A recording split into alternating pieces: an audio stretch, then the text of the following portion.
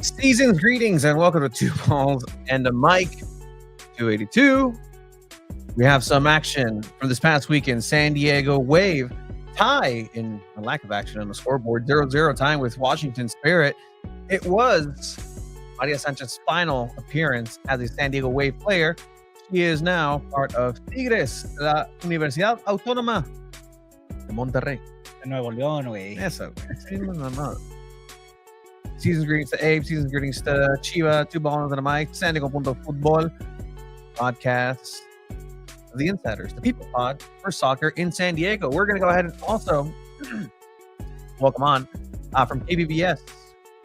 Fantastic insight because we do have an event coming up this Saturday. We're going to talk about it on the setup at San Diego. It's going to be really cool.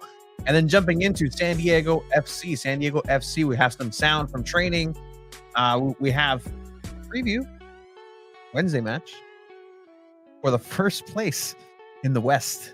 An important matchup that just kind of got dropped in there. Season's greetings to UPSL SoCal South, San Diego Internacional, making the Como no te voy a querer. championship game for that. Oh, dude, what a Locally party against- at Mission Bay High School. Oh, it's against City SC. So Eastlake lost. It's like lost 3-1 against Eastlake the Soccer League SC. lost. Wow, Yeah. interesting. Season's greetings to everybody. Thank you for joining here. San Diego Football show that the Insiders watch in terms of soccer in San Diego. You guys good? Yeah. I'm excited. Here we go. All right. Oh, okay, San Fabricio. Diego That's FC, very- San Diego Relax, Wave. Fabricio. Soccer. Here we It's go. time. Those of you who have been following Ooh la la. Those don't of you have who have that been anymore. following us since the beginning know that every summer the garage gets very hot. It's about to. It's about to it's start about getting to, hot. guys. Abe, I don't know if you can You've feel never it. been here. You've never Yeah. been here in the summer. I am doing. I will not be here in the summer. I will. You are doing. I'll just join remote. No, you can't. I mean, you have we to talked about experience this. Like, you're not obligated to do anything. No.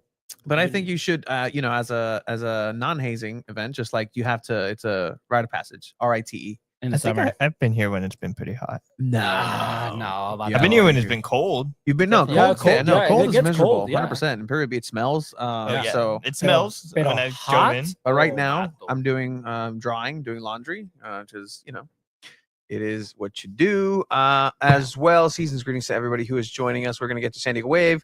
We're gonna talk about a community event that we are involved with KPBS this upcoming Saturday at San Diego State. Come out, salud. Gracias. It's gonna be really, really cool. Chiva, you missed out on a great game. You all missed out on a fantastic semifinal. Sweet invite, bro.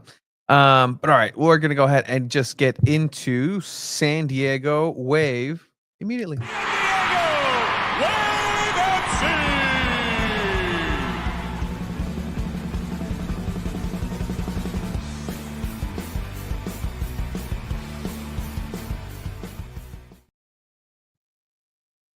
Shout out Interscape, the name of that band. Wow. My band back in 20. Yeah, I remember. I like the Ish, little wink you 2010. gave me. Does his shirt say Oregon or Ciudad Obregón? I'll let you guys guess. Oregano. Got it. Oregano. Oregano. Que viva la marihuana. Go Ducks. Huge oregano fan. Yeah.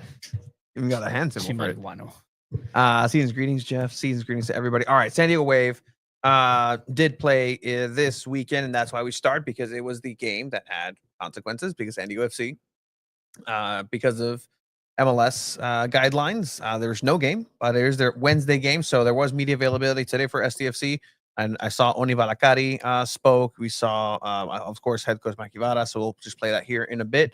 But San Diego Wave go into a very important matchup because they were in third place compared place. to Washington Spirit's fifth place in the NWSL. It's one table. It's not West East. It's just one table.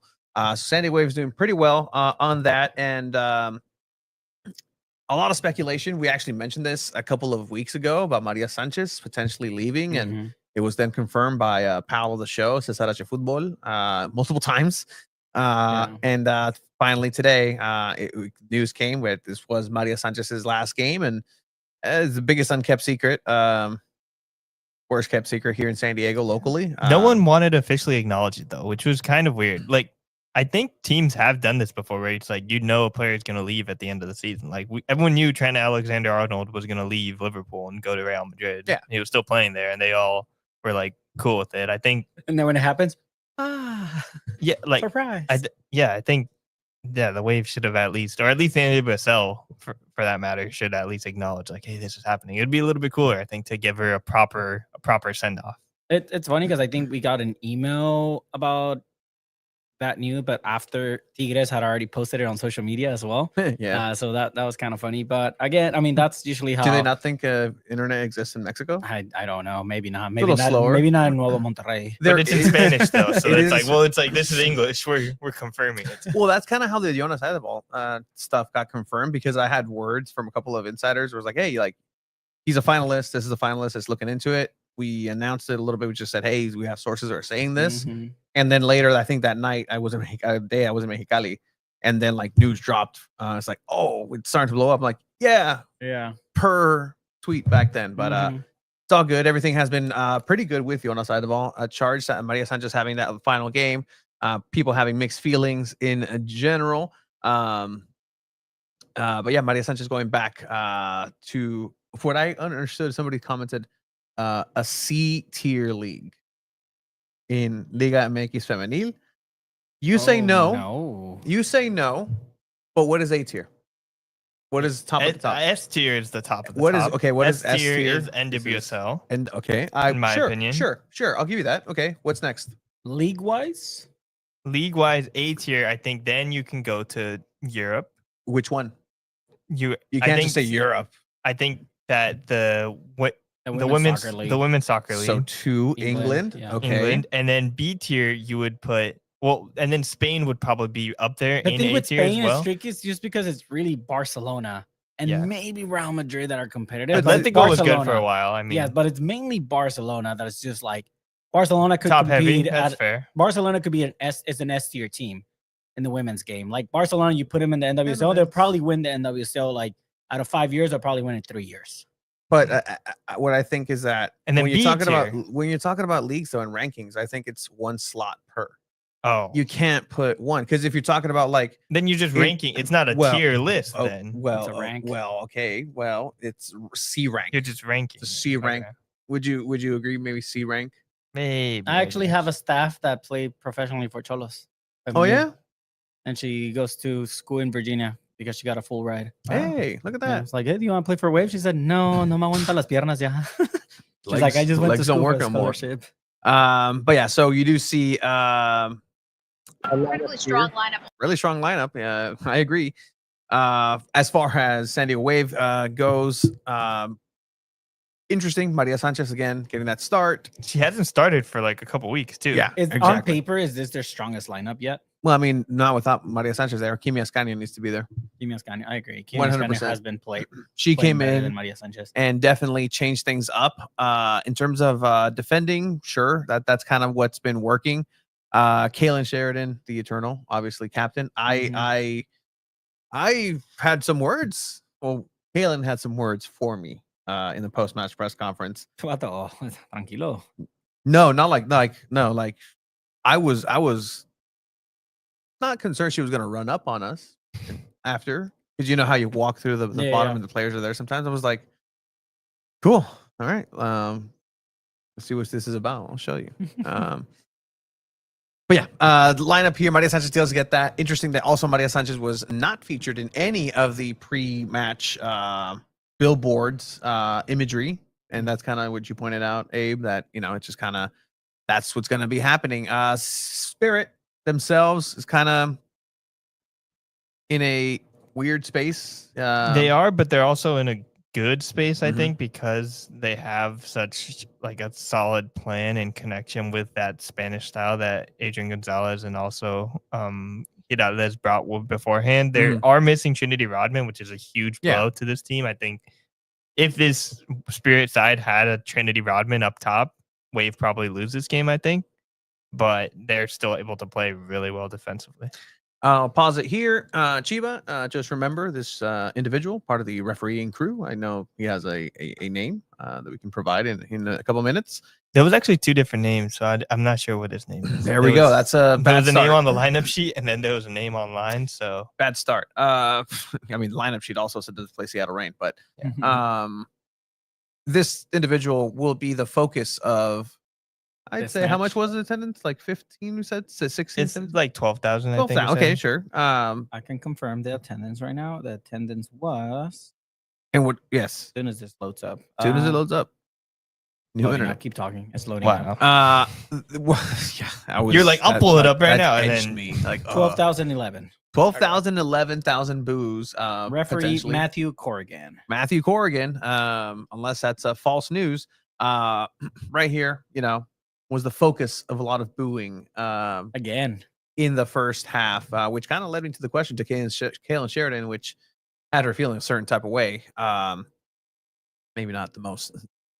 Maybe not the. It's, I might it's not not be the as- first time there's she's not a terrible fan of me. refereeing against Wave at Snapdragon this season. Mhm. And we talked about it before, right? Where at this point, the fans are getting more comfortable. They're not a expansion team side anymore. So Correct. fans are building that rivalry towards players and other teams. And they're starting to recognize some of the same refs and not being shy about booing and talking trash to the ref when some calls aren't made. I Or will. some calls are made against them. I will say, and as we see some of the highlights here starting to roll through, Abe, Chiva doesn't know this, but unfortunately there were some disturbances in the stadium. Oh yeah, Ooh. Yeah, we saw security looking out from the press box. It There was some pretty- questionable things right outside. You didn't hear? Well, of course, because Some aggressive behavior, I think I would call it. It's fair to say, right? at least, I was shocked. Tipo I actually Querétaro o forgot. qué? Querétaro is an understatement. Oh man, no me digas que el Pikachu se peleó. Is this a Pokemon battle in the stand? Do you have a video? I didn't know you had a video of this. I don't think I have the video of it. Just I don't want to get flagged by YouTube. It was the dogs at the park day or the whatever. Pups and at the pitch. Pups at the pitch. Uh-huh. TM. And the whole time. Not the whole time. Okay, well, security got there. During the national anthem, they did play the Black national anthem too, which was a nice rendition. Snapdragon's microphones weren't picking up a bit, but it was kind of embarrassing, honestly. But Snapdragon. yeah, during the national anthem, you did hear some aggressive behavior from these fans. Yeah, no. Essentially, dogs were just going at each other, just barking it up the whole time, and just really being, just in general, just being puppies. hostile. No, they were hostile. I think some of the worst fans Not being of very good San Diego puppies. Wave history. Just, Mm. but they did make the whole experience 1,000% better. It was honestly Aw. one of the coolest things. What's the cutest puppy you guys saw? There was one security dog that was literally like, that looks like, oh man, he was one day away from retiring type of thing. Like he's just like, man, here I am once again, sniffing for bombs that I'm never gonna get. He looked like that. It did look. That's like that. hilarious. I do feel bad for those dogs. Like, how do they? That poor dogs just for years. Are they looking for bombs or are they looking for drugs? Well, I assume they're probably looking for. well, bombs. if I think if it's the first one. if it's the first one, then they do a terrible job at it at Shakira concerts and just every concert because everybody just smuggles in everything under the sun. Oh wow! Incredible, just violence. Please, viewer discretion is advised. Yeah, this is technically work for them, so They were at work. How many times did Tony make his doggy voice? Oh no, weird phrasing, but you're actually gonna hear me narrate what you're doing. Oh, I don't want to hear that. Okay. The narration was pretty bad. Oh, yeah. Tony sometimes doesn't. Least of our concerns because Anyways, on the the Wave pitch, Wave game 0-0. But in context with everything that was going on, San Diego Wave should have won this game. This was drop points by San Diego Wave. There was multiple opportunities for them to take it and take this game and really just score at the end of it. Like, but they weren't able to. Great performance by the goalkeeper. Yeah, Aubrey Kingsbury had some good saves throughout this game. I think they had a season high, could be a like team high in corner kicks and set piece opportunities in this match, but they were unable to capitalize on any of them. Kenza Dali, Savannah Casco, and Maria Sanchez, all the three that took these chances, but I mean, none of them got really close. There was a chance, I think, by Kimi Escaño that came really close there with a header, and then a kick in that Aubrey Kingsbury just barely saved. But beyond that, there was really nothing strong on the offensive side. Washington was just compact and really just sat back and let it come to them. I'm sure we'll get to talk about it, but I know there was a lot of things that happened in the first half, but Kimi Escaño is getting really good at that outside the foot shot. Yeah. That shot she got in the second half was just phenomenal. That first touch shot he has, it's great. And Tony, we're talking like Kimi Escaño is one of the better players and probably a reason why Maria Sanchez also departed the club. Yeah, I mean, the thing about Ascanio, when you see her play, she makes the right call every time.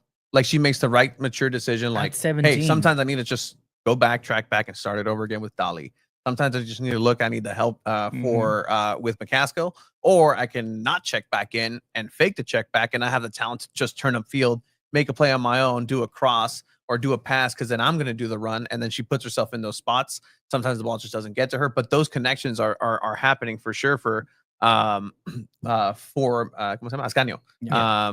So she definitely played in more of a 10 position. She subbed on for Gia Corley and not for Maria Sanchez in this game. Correct. But still was just letting the defense know that she was there and had like an unmistakable presence there. All right. So in the first half, there was obviously a big moment where the boo bird started coming out because Dali flicks it over. Cascarino in with her head. She goes down in the box, and the whistle is blown late. Lundqvist, Dali, Cascarino. we'll get a better look here. Very confused why that whistle Cascarino was late. going into the box. There's some contact. Jonas had the ball. Here, the fans at Snapdragon as well. Are you They kidding me?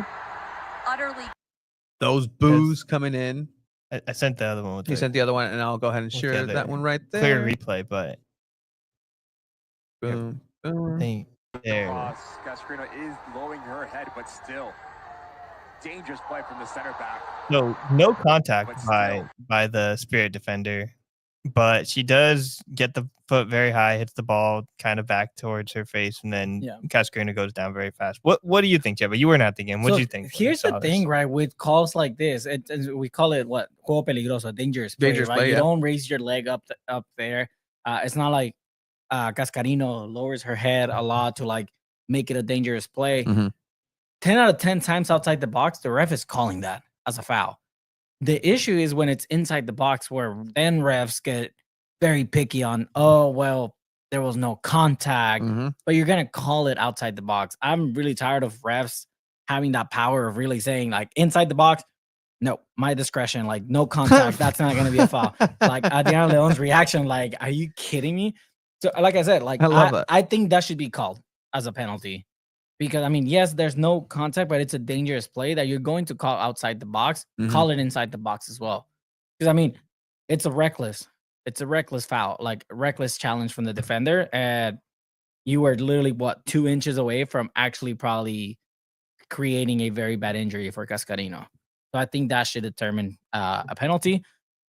And I can see why they started booing the ref. I think at the very least, this is what VAR is built for. Yes. And created for is you have a somewhat questionable thing that happens inside the box. The referee makes a split second decision, which is completely okay.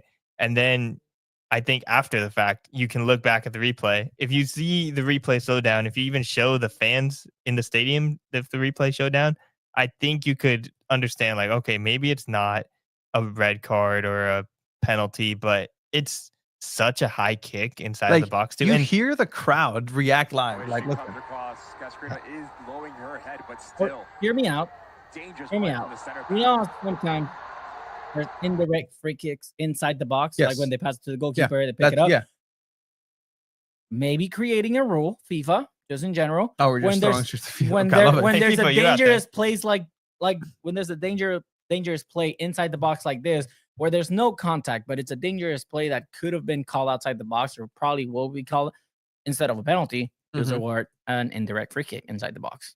I wouldn't be mad at that, Yeah. because again, that's They keep changing technically rules all the time. what should happen, because if he's outside the box, if they're outside the box, you're not calling a foul, but you're calling like a phantom foul, which is essentially it's el juego peligroso. Like there's no actual contact, but you could have hurt somebody. Don't do that. Here's your punishment: indirect free kick. Yeah. And inside, outside the box, I think that's Did we just create a absolutely solution fair. to that here? Kind of, but it's a good idea, so it'll never happen.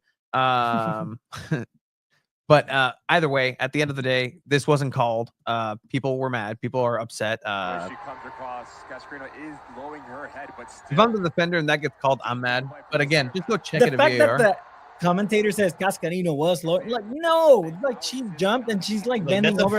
That's a fair There's ball a to big go difference for. between this and this. Like we've seen both of those happen. Like, look how high her leg is. That's ridiculous. I mean, if you want to be fair, this isn't very unpopular. Technically, that's a handball. It's a shoulder. It's not. Nope. You think that's a handball? It hits the arm. It doesn't hit the shoulder. It's pinned against her arm. But it's a handball. Uh, You know what? Delete Handball. the last 3 minutes of this podcast VAR, because they- it's a handball. That'd be funny if it goes to VAR. And So say, anyways, no, none of that. It's actually a Did handball. they review it at all or no? No. No. And Oh, that's crazy. when I was like, turned to Abe. I'm like, I've never heard a VAR chant. Like the Snapdragon Stadium was like VAR. That's pretty cool. VAR. That's I was interesting. like, all right, cool. Didn't happen. Everybody was mad, but everybody pressed on. This was around the 41st minute into the first half. Everything kind of ends into the half. Everybody gets booed. Kalen Sheridan, as the captain, then runs all the way up. Kalen, again, maybe not my biggest fan right now. But there's a reason why I like captains to be on the field, because then you can have Kenza just talk to the ref right there as the captain, and I have to wait for Kalen Sheridan to, have a chance, an opportunity to run over at halftime when, Mhm. you can't do anything about it.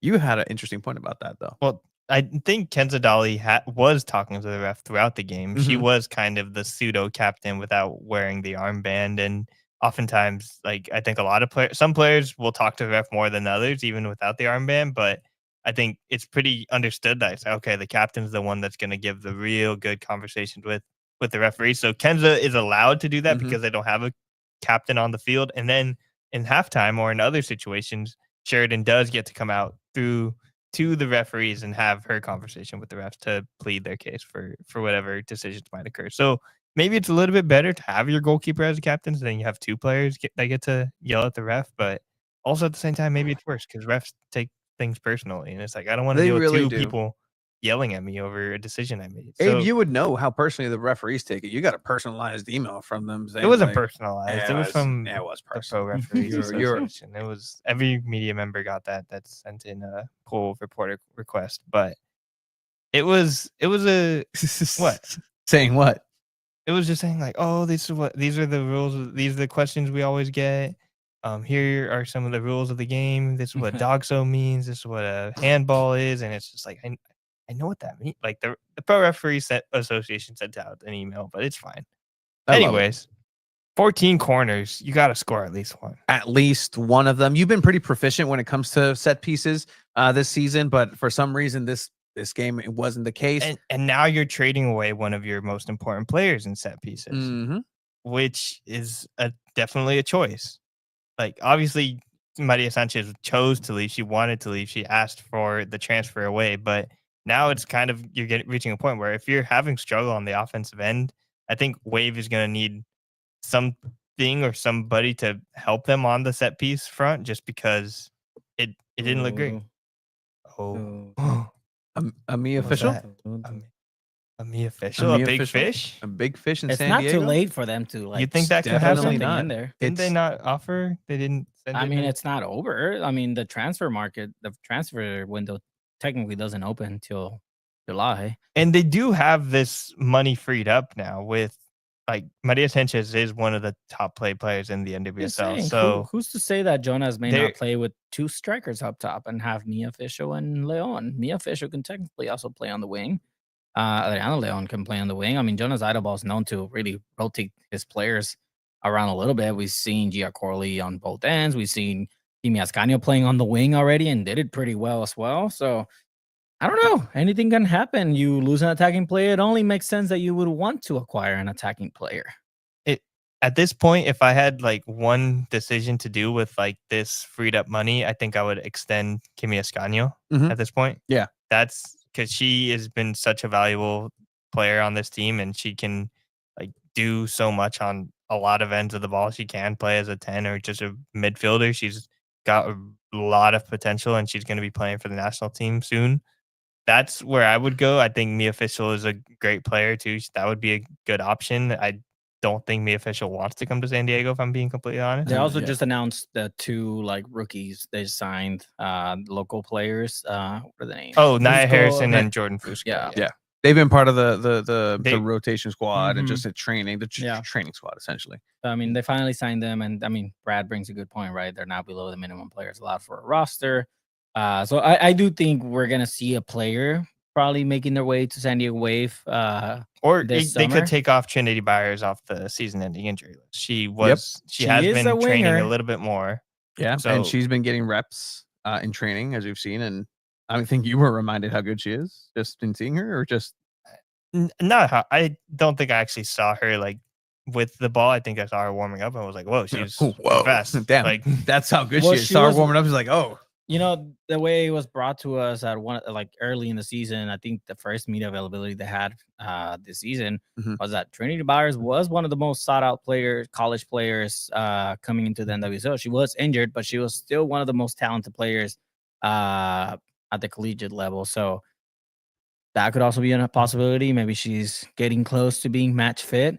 That could be also interesting. Chiamaka, we kind of forgot about her. She True. was was She almost- nursing an injury, nursing an Mhm. injury, yeah, and still that's- nursing injury, but she performed at a really high level. And that I think it was Orlando, right? Yeah, like the fastest goal, like coming off a sub. Yeah.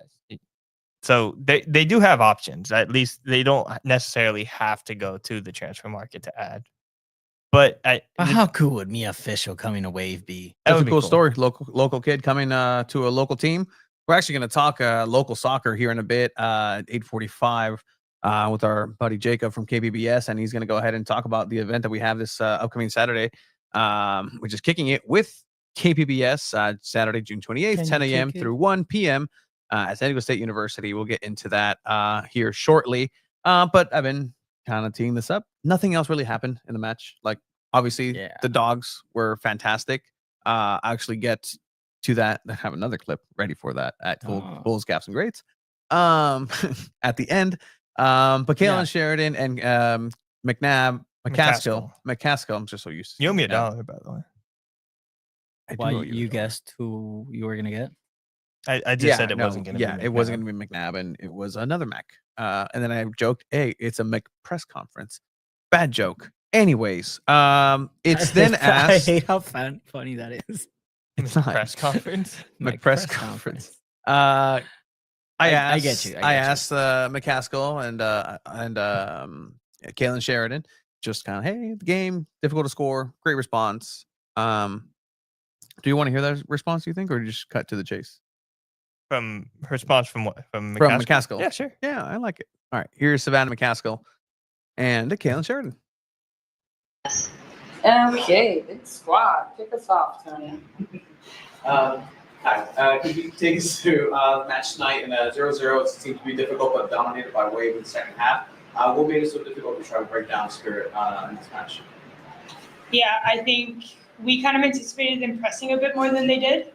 They actually sat in a pretty low block. They would occasionally press, but it was kind of with 1-9. And so it was harder for us to obviously break down the lines because they were more compact. So we had to, pick and choose our moments, be patient because they were a threat on the counterattack. So we had to be aware of that. But yeah, the low block just kind of causes problems. I think we had really good chances, but at the end of the day, we didn't put one in the back of the net. So we have to learn from that. And then could you give us your perspective each about the action late in the first half, then would have been called penalty or not gone to VAR. And then the conversation, Kayla, you had as a captain with the referee after. Man, you're always trying to get me into trouble or something. Yeah, it's a tough one. I understand both sides. I think, though, it's a dangerous play, and the only reason it wasn't called is because she didn't touch her. But if you're going to put your foot up that high, that's just dangerous and unnecessary, in my opinion. And again, that's my opinion. So we have to move on. That's the call of the ref. Unfortunately, like, we have to just play the game with whatever they say. And I think we did a good job of letting it go, but ultimately it's a frustrating one. Instead, next time she's just going to get kicked in the face, I guess. All right. Yeah.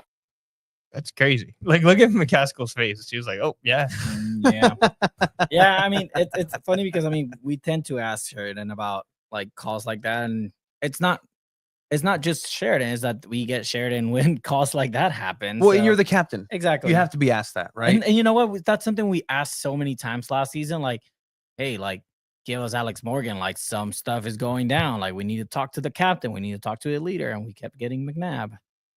So That's an interesting name you mentioned. yeah, Some news soon. Just keep an eye on that. McNabb. okay, Just kidding. Yeah, tomorrow actually. Keep an eye. okay." Did you not get it? No, Oh, I shut up. gotta check my email. Yeah, check it. You're not going to find it because it's not via email. It's via sources.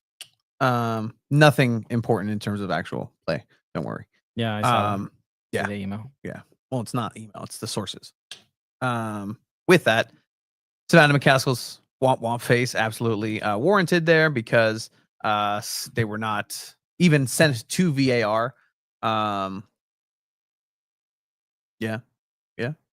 You see. Oh, Yeah. Yeah, it's not- exactly. it's- It has zero impact on Yeah, the yeah. yeah. It's fine. It's fine. That's cool. All right, let's just break the news. I mean, if you really want to break some news, here you go. What do you have? I can't show that actually. Anyways, San Diego Wave, Jonas Eideval, post-match press conference as well. He was a little bit more diplomatic with how he handled that question and scenario. But here is a Jonas Eideval post-match press conference, 0-0, Washington Spirit. And, overall, I wouldn't say a bad result. I don't know. We'll see. Here's Jonas Eideval.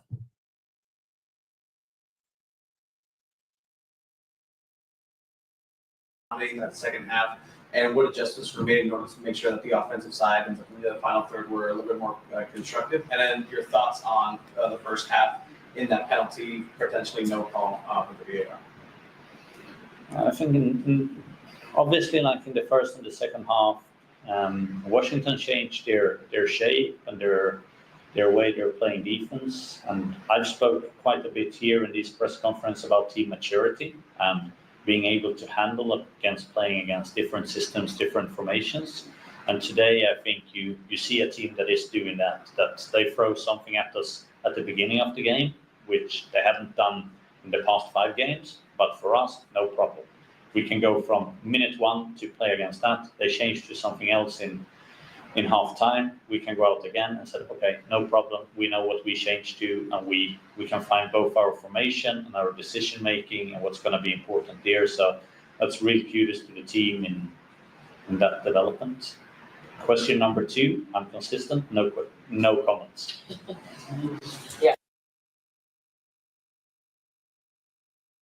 No comment from Yeah, he's told us before. Smile. I can't speak about the rest because I get in trouble or I'll get fined. So he's very careful about a answering that. cheeky reaction right there. If I speak, I get in trouble. Correct me if I'm wrong, but you're wrong. that was the last NWSL game For in a while. There's 2 games in Snapdragon. July. One at Torero, July 12th against Utah, and then they Yeah. play July 20th against Utah again in Utah. Next NWSL game for them is going to be August 2nd, if I have that right. August 2nd against NC Courage. And it's going to be an away match. So predictions wise against Utah. No, I'm just kidding. You both had a tie. Are we going to this Utah game? I'm kind of excited. Are we gonna get the the Torero Stadium food once this more. This is The my lemonade. This game is close to the public. It's just season ticket members only. When is this? July 12th. Okay. July 12th. San Diego Wave. You want to do something cool? Let San Diego Football broadcast this game from Torero. It's not a big production. We'll do a San Diego Inter production. It's not professional whatsoever, to a degree. If you want to provide some cameras, you want to provide some equipment, I'm down. We'll provide the audio. We'll provide the mics. We'll provide the everything. We'll do it for free. We'll do it for free. I don't think it's the best idea to make this ask on a live podcast, but why not? That'd be you guys wouldn't you think you'd be scared to broadcast from Torero? There's a lot of important things that have happened on that field. And guess who was on that field for most of those? We were. I was there the day that Abby Dahlkemper went down and Chiva retired her, until Abby Dahlkemper decided to return from the ashes. Are you talking about just wave moments or soccer moments in general at Torero Stadium? Soccer, because moments. Tony was Sports there moments? when San Diego Loyal forfeited a match. I was there. I was one of 12 people. I was there at was the first sporting event after or during the pandemic that was allowed and greenlit at Torero Stadium because it was a USL championship game with San Diego Loyal. Wow. Who was more qualified to broadcast this friendly match? Nate Aburrea, Jack Cronin, Craig Elston, Darren Smith, Sal Zizzo, Alejandro Guido, the Big Squeeze Lemonade guy. I mean, there's a lot of people. A Taste of East Africa people. I'm just, a lot. I miss them. I'd be there. Yeah, that's what I'm looking forward to. Wow. And then do it in Spanish. We could do it in Spanglish. We could do it in both. Tell Wave. That would be cool. Don't tell Wave. It's fine. Maybe we can send an email. Or we could just rogue set up in the hill. Technically, you think you could do that. Technically, you can do that. 100%. Like, I don't know if for the people out there, if you see in the parking, there's like a parking lot that looks down into Torero Stadium, and it's actually a kind of cool view. Yeah, it's really the vibes are good from there, especially on the sunset. Yeah, there's always like people walking by and standing there for a little bit, like just coming by to watch the game, which I think is really cool. Just it's always cool when people just can watch sports for free like that. Yeah. Well, is there anything else San Diego Wave? Halfway point of the season, they Yes. are top 3. I would like to admit that Alejandro Chiva Villaseñor is very, very right.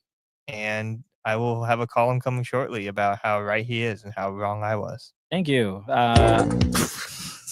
I'm probably one of the few people that before the season started had San Diego Wave top 3 end of season. I mean, it's still halfway there, but anything can happen. No, I mean you're spot on. Everybody, there are only 4 points, or really 6 points, from being out of playoffs. See, so if you were telling me that before the season, the San Diego FC would have been second in the Western Conference at this point in the MLS season, I would give you like, oh my god, like what? How did you know? I also said they would either be really good, like how they are right now, or really, really bad. Fence sitting. There is a term for that, and not a bad term, but not bad. But yeah, San Diego Wave, 3rd place right there. All right. So let's go ahead and change gears here a little bit because we do have an event coming up this Saturday at San Diego State University. We're gonna go ahead and be part in part of a cool community movement that's happening, especially with soccer being what it is now, what it always has been. And with that, here at San Diego Football, just 2 balls and a mic, we have a community segment called El Zarape de San Diego, where every kind of thing is woven into a little cobija of, soccer, of what it is, just this fabric that unites everybody, el hilo, for that. So with that, we're going to go ahead and jump into our segment of El Zarape de San Diego.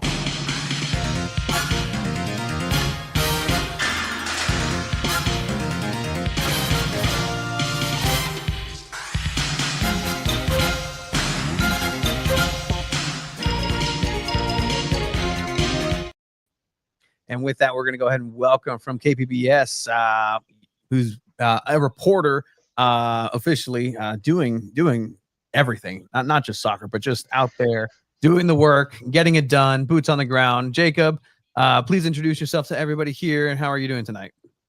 Good, good. Thank you guys for having me on. Hope you can hear me okay. Yeah, like you said, reporter at KPBS. I do a little bit of this and that. Been behind the camera. I've been on the radio production side of things. I've been on the web team.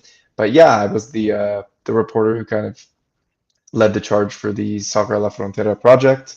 And I've had a lot of help, of course, organizing this upcoming event. A lot of people who helped me get that project up and going. But yeah, it was kind of my baby. Yeah, and I mean, a lot of people saw across their algorithms on Instagram, and it was popping up. And when we saw it come out, we were like, "Wow, this is a really cool, just kind of local take on it." And we saw some of our pals, our friends, or Ivan Orozco was part of it. We saw Yep. former San Diego Punto Football great of the week, Joe Corona, as Yep. well. But yeah, I mean, could you talk to me a little bit about how this project came about and here locally, and what really started this movement? Got it. Yeah, so just getting the event tied in with this project, they are related. They're not exactly the same, but the idea is to kind of tie this event into the series I did. So, Soccer La Frontera was really our attempt to document the growth of soccer culture here in San Diego. As you guys know, and probably a lot of your community knows, on a professional level, soccer goes back in San Diego and Tijuana all the way to the 60s. And of course, people have played here for decades, men, women, girls, boys. So we wanted to show how we've gone to this point where we are now. 4 top flight teams, both sides of the border, 25 miles of one another. This didn't just happen overnight. It was a long time coming from fanatics like yourselves, advocating, and then just the everyday people who play and have a love for the game. So, as you guys were just talking about, and I was listening, you have 2 teams now who are like towards the top of their respective divisions, top of their leagues, even. Of course, on the Club Tijuana side, maybe a bit of rebuilding, but this isn't just soccer. This is like good soccer here in San Diego and Tijuana. Yeah, and I mean, it's a discovery process for a lot of people who are just kind of looking into it a little bit. Even people who are in it, maybe segmented away from everybody else, and really just in a different sphere of their own. Just soccer is so vast and different. Like, we know how to speak soccer in the South Bay a little bit. You also grew up in the South Bay, but talk to me about like Vista and what Carlsbad's soccer scene is. Very different. I don't know where to go for a pickup game. I don't know where people congregate for that. And so, how was that process, just kind of learning and putting the San Diego together through soccer? Yeah, it was interesting. I kind of came as a bit of an outsider into the series. Like growing up, I grew up in San Diego, but I was actually a baseball player. So my brother, he was the soccer player growing up. He had a lot of friends around that would play. I was kind of on the outside looking in, I guess, but I saw kind of how it worked. He played all throughout the county. But yeah, when I was going through this process, it was just like realizing how many different community groups there are everywhere across the county, and how each community group maybe fills its own niche. And then beyond those community groups, there's just like these standout individuals who have consistently gone above and beyond year after year. And then you have this like multi-generational aspect to it too, where you have these young kids who are super passionate for the game and now have idols to look up to. Whereas in the past, I spoke with some old timers who have been in the San Diego soccer scene here for literally decades, and how a lot of those folks had to kind of start something of their own, and how they had to get that ball rolling for maybe people like us who are a bit more in the middle of it all. So it was a bit of a challenge at first, honestly, to figure out like exactly where it was. I talked to a lot of the soccer fanatics within my own newsroom and within my community before I just kind of took flight on this series. I wanted to make sure I was covering all my bases. And, I talked to folks who were experts on the south side of the border in Tijuana and beyond. I talked to people who currently or did or both play here in San Diego County on the men's and women's side. So I wanted to cover everything. There wasn't time to cover everything that is soccer in San Diego, but we feel like we hit, a lot of the core components, at least throughout this 5-part series. No, and I think the cool thing about it, right, that how you covered this is that you're kind of coming from an outside perspective, where a lot of people that grew up with the soccer culture may have some biases, right? Like if you ask Tony and I, we're probably going to do a little bit more coverage in South Bay just because we grew up around here. But I think that was a very interesting take, just coming from your background in baseball and diving into soccer, I think that's what made it really interesting for me to watch and enjoy. So I really want to give you kudos on that, because that was just excellent coverage. Oh, thank you. Yeah, and that's actually not to say, like, in many ways, I didn't say this on it, but I think it's fair to say, at least on the podcast, South Bay and, the region within 30 miles south of the border, I think in many ways that is the heart and soul of soccer in our region. But at the same time, you do have these pockets kind of spread all throughout the county, whether it's in Escondido or even North County Coastal, where you have, to this day, teams like the Sockers like holding it down, and you have these large, and then you have these large youth organizations out there. Of course, Surf is like renowned; they're a powerhouse. So it is really spread all throughout the county. But you could argue passionately, culturally, that maybe the heartbeat is close to the frontera itself. And I'm curious what you think about these professional teams. These teams can have a huge impact on the communities in San Diego, whether it be with stadiums and how stadiums are built, taxes, things like that. What do you think these professional teams have done and are going to do for the future of San Diego? Yeah, so for those who maybe have seen parts of it or who haven't, we dove into like the early days where, soccer kind of came and went largely until the 80s here in San Diego.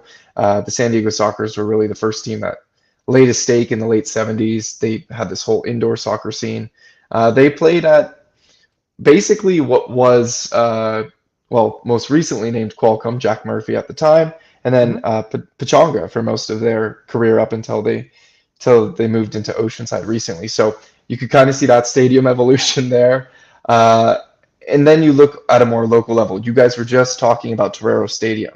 Talk about storied here in San Diego. Of course, mostly for the college teams now, but San Diego Spirit, the first women's professional team, like that was their home field, and they would sell out that stadium from time to time. They had big crowds, and of course, you can't talk about it without Club Tijuana Stadium. It's huge and it's unique. It's this blend of culture between America and Mexico. It's this like semi American football stadium, semi traditional soccer stadium, and then Snapdragon itself hosting for two teams.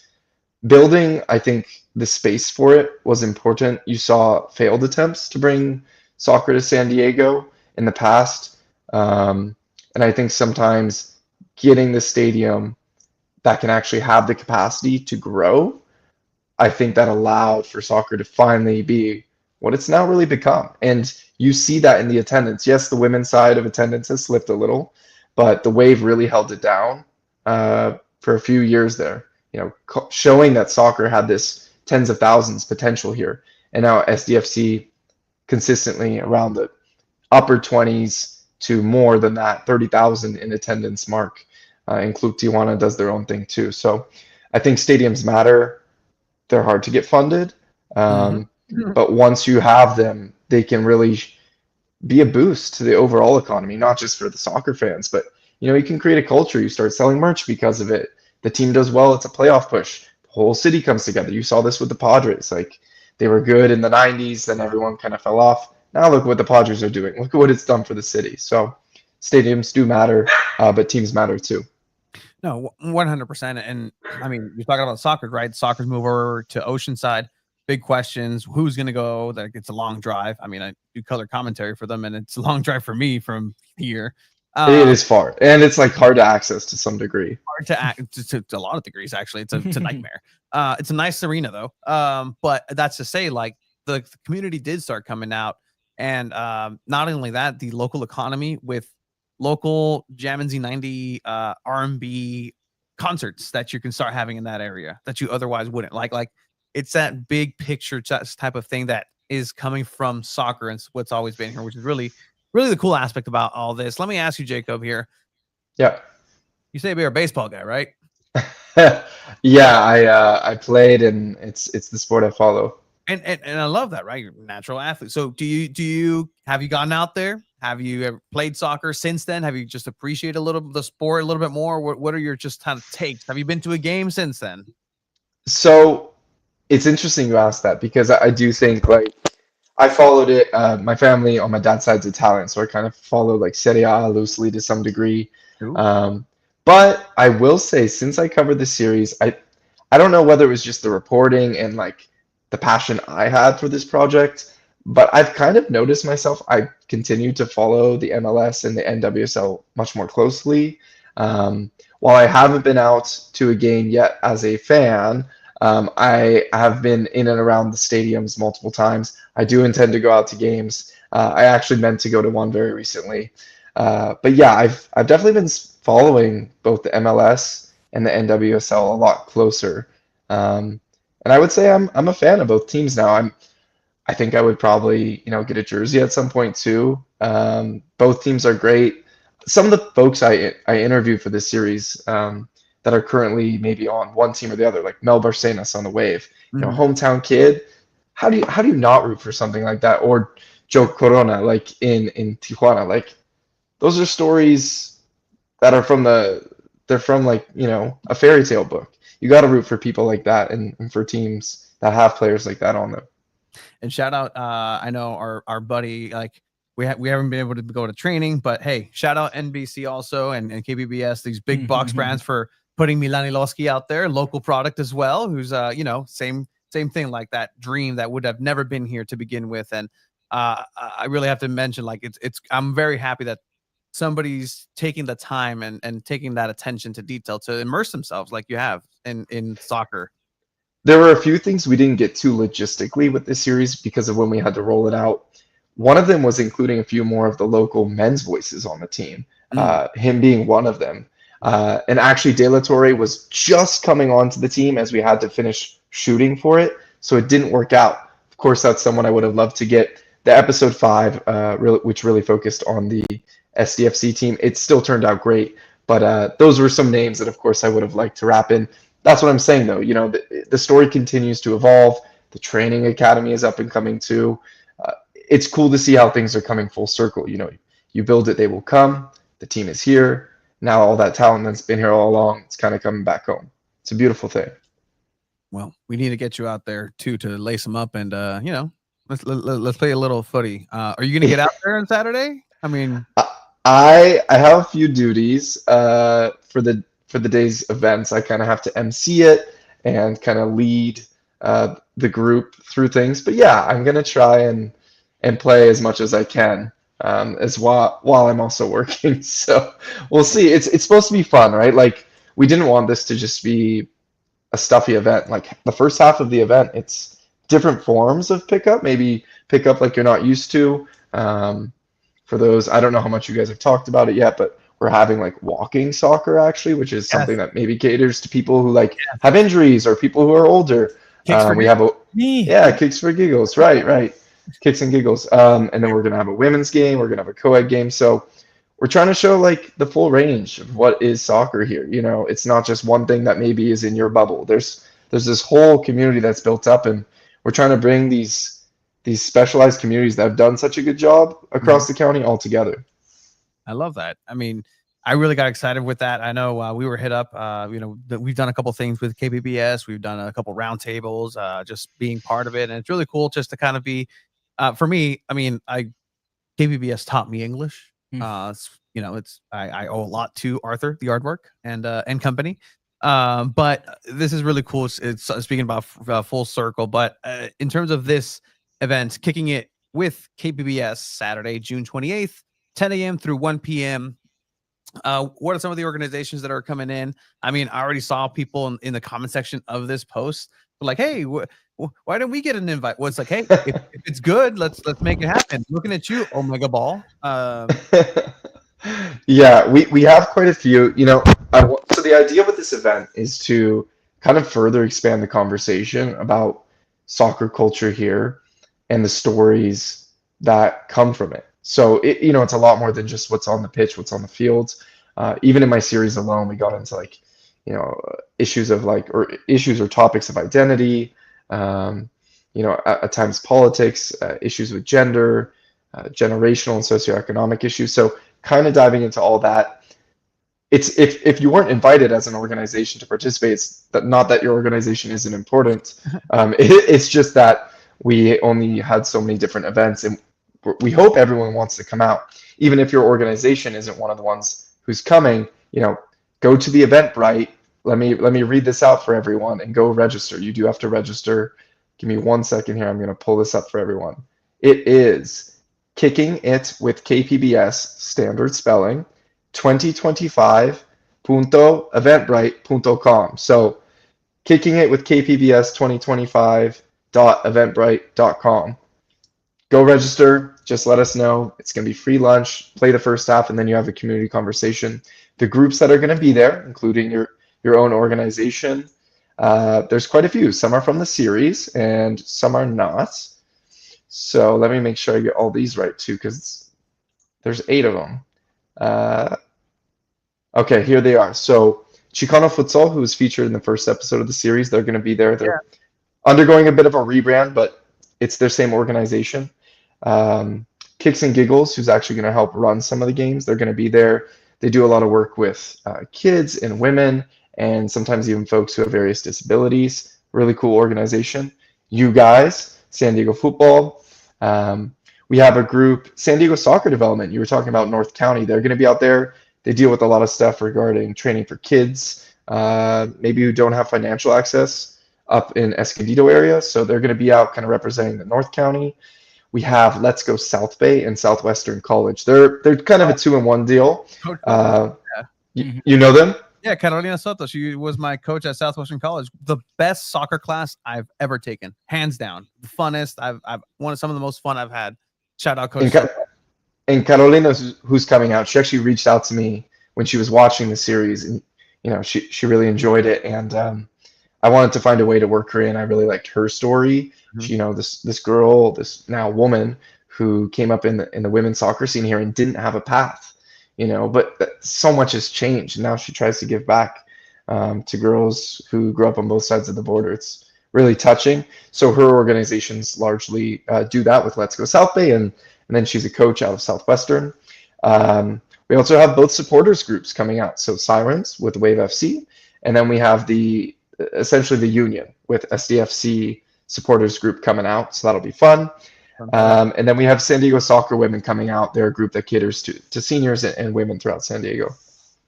Yeah, we have had them on the podcast as well. It's awesome. Yeah, no, I spoke with Jacob earlier today, and we just kind of talking about we have this community segment. That's exactly what this is built for. A lot of the friends that we've made through in these adventures are being highlighted, and that's really cool that this is happening. We'll do a bit of a podcast out there, see who wants to talk to us. We'll have a table, we'll have a booth, but we also want to play. I want to play. You want to play? Okay. Are we allowed to play? I can do the walking. Can I play? I'm not going to say no. What do I have to do if I play? And then we just sign it there. We have a waiver you got to sign, but besides that, go for it. You're walking on my back. Won't allow me to run. I'll go on the other side. Well, if you can't run, we have walking soccer. I'm down. That has my name written all over it. I love that. Well, Jacob, I really appreciate you taking the time to coming on.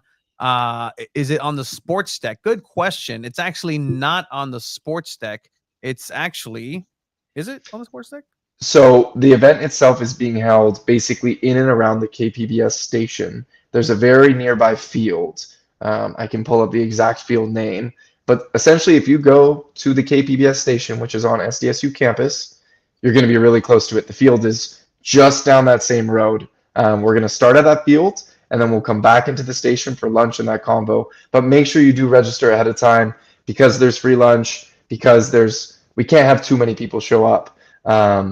That's right. So if you're pulling up the map, it's the field that's basically right down the road from the KPBS station. But do register ahead of time. That way you can get free parking if you need.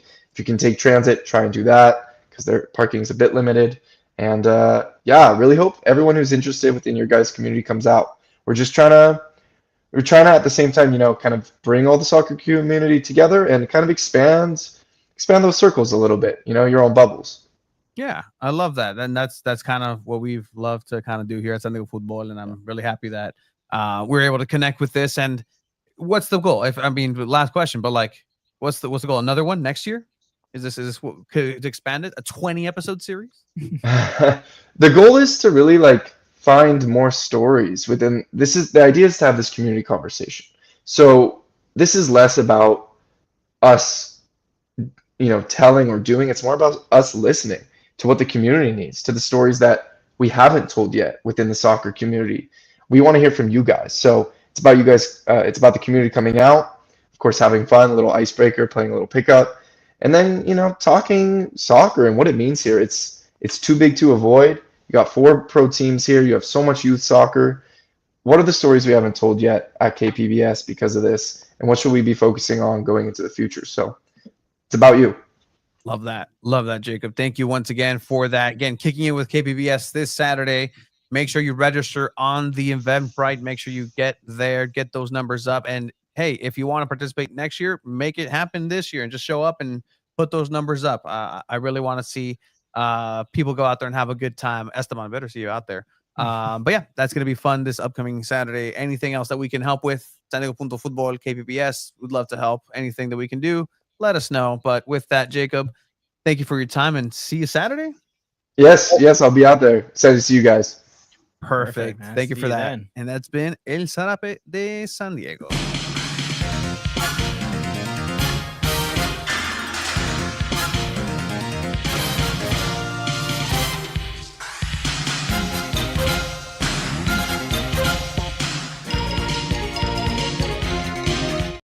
That's gonna be fun. I can't wait to play walking soccer. We should do that. This is all We should do- exciting. We should Ah, do I that for wish- the kids. I wish I wasn't Walking soccer. Walking soccer. That'd be cool. Because technically, we're not allowed to play soccer with the kids because it's a sport. Like Yeah. we have to play You guys would beat 'em up. MVPA games, which is a moderate to vigorous physical activity. So you can't actually play just football. You can't just play basketball, right? You can't just play soccer. So what do? I play not soccer. It's just Omega ball, and I've been doing this for years actually. 3 pugs, and you can score on every other goal, right? So No, I'm walking camp. I can soccer- play soccer, so Oh, okay. All right. Cool. my program's not limited. So Oh well, Yeah. In that way, your program's not limited, but yeah, another say so. But anyways, it's gonna be exciting this Saturday. So I'm excited. yeah, Hey, register. hey, Register. are you gonna be there? You're gonna be in Texas. it's It's all burning in I'm Texas. jealous now. This is actually sounds like a really fun opportunity. Well, guess what, Abe? Always next year. Hopefully, there's next Hopefully. year. And if not, hey, we'll help out. Put it Make together. sure you guys watch this series too. It's actually really, No, Yeah, really it's- cool. it's a really cool series Yeah. on Instagram. You can find it KPBS. Honestly, just follow Jacob. Look, Just SDFC follow fans. what he does. SDFC just- game doesn't start till 5:30. This event ends around 2 p.m. So Yeah, you have time to make your watch party and have fun here and make it a whole Saturday of soccer. that's a Saturday of soccer in San Diego. Wave fans after can watch the women's Euros. I think they're happening around that after that. So if you want to Hmm. watch on a Lundvis, if you want to watch Delphine Cascarino in the Euros, Caruso, I think Caruso might be there. You know Ken what? Zadali. Kenza That Dali. field- I She just didn't saw get called up. That field where it's gonna be. That's where my soccer class was at SDSU. Oh On yeah. that field. Yeah. Oh man, old memories. How Yeah. was that? What was grade cool. did you get? I got an A. You had to think about that. I had a lot of tardiness and absences, so You late I to ended. soccer class. We What a- would ditch soccer class to go watch Champions What a League jerk. Oh, so that's still technically because it was on a soccer. Wednesday. So Do you tell the prof? why I'm glad I had Coach Carolina Soto was actually because I was smart about it, right? First of all, I'm not gonna my Champions League is like I can take a class on a Thursday because Mhm. Chelsea play on not Thursdays. They're not in Europa. So yeah, but the other coach, that's not Carolina Soto, was a Turkish for the men's team, a Turkish dude, and he dismissed the class and be like, no, everybody do homework and go watch Champions League. Go homework. And so like they would all meet obviously at Buffalo Wild Wings, naturally. Yeah. For whatever Champions League game, they come back. But then I'd be like, wait, no, well, I just want to play. Like I paid for the class to play. Like guys. No, we would ditch Coach the Soto- class to go watch Champions League at the Aztec Lanes. And I remember the practice or class before the final. Mhm. The coach put like from halfway point, he put like 2 cones and Mhm. said, if you make it in between 2 cones, that was the whole day. That was the whole class. Everyone trying to make it between 2 cones, like this, Low-key love like this that. big. If you make it, you don't have to take the final. I had a lot of absences and a lot of tardiness that I told him, hey, if I make it, can I take the final? You just clear all my absences and lates? And he said, okay, yeah, we'll do that. Made it, took the final. Day of the final, he forgets like the questions in the paper to print it out. So it was a blank piece of paper. He asked the questions out loud. How many goals did Messi score all time or like this season? And he's like option. And I was like, I got like 20 out of 20. That would on it. suck for somebody who just doesn't know soccer and just wants to Yeah, like it the would exercise of suck. it. Yeah. Like that would suck for them. Yeah, but it I was a mean, pretty easy test. yeah, that's the last. You are frightened by that. You're an A+ student. You would never do that. It was like, what was the highest scoring season for Just Messi? that, like- And it was like 96 like in a one Hail season. Mary at the end of the semester. Mhm. College is so funny because there's so many classes like this. Where you're just like, I took soccer and bowling that semester. wow. You finish your degree? Sorry. Hey, my boy, you work for us, so I know. Goddamn. I paid way too much money. Go Ducks. go I'm Ducks. wearing the shirt right Quack, now. quack, Ducks. quack. You know what? I wish know I a- took a sports class. I never took one of those fun classes. You still can. I took a typography class, and Hey. it was like that was like the closest thing to fun that I had that like was gonna help me finish. Or Honestly, whatever. my favorite class in college was world religions. That class was really interesting. None of my communications class were as like fun as that class was. I could talk world religions with you every day. I mean, you know this. Yeah. Actually, my favorite class, Latin American cinema. That was Really- that was a really cool another- class. Oh, Latin America cinema. Yeah, Okay, that was cool. I was really cool with that professor. So like, Y tu mamá también. that and was on the list. Amores Perros. That and was suggested. but Pan's that wasn't- Labyrinth. No, it was a lot of Terrible class. We spent like 3 weeks on Mexico, but then the rest was a lot of the rest of Latin America. So it was actually really interesting to learn about. I mean, Like Guillermo Peru, del Toro is Argentina. Mexican, but it's Spanish. Yeah. Do we want to preview a little bit of SDFC? I mean, a lot of players were down in Cabo. Yeah, we over the did. week. Actually, yeah, they were. They were. Have you been to Cabo? It's nice. No, I've been to It's Mulegé and fun. I hated it just because Cabo's I can't cool. stand humidity. I just can't. I can't. No, I can't. Humidity's Nope. fine. Mm-mm. You're just sweaty. It's moist. You're gonna be in Cabo next I month. will. Yeah. You excited? Bye. Yeah, I'm excited. I All inclusive? no, unfortunately not. But I How dare you? A non-inclusive. that was good.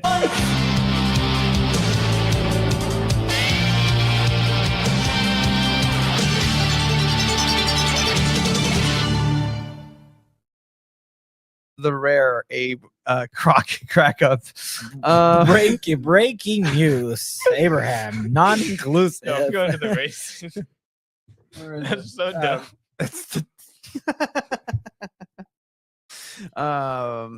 El Santa contra las momias de Guanajuato. It's a great movie. El Santo just retired. El Hijo del Santo.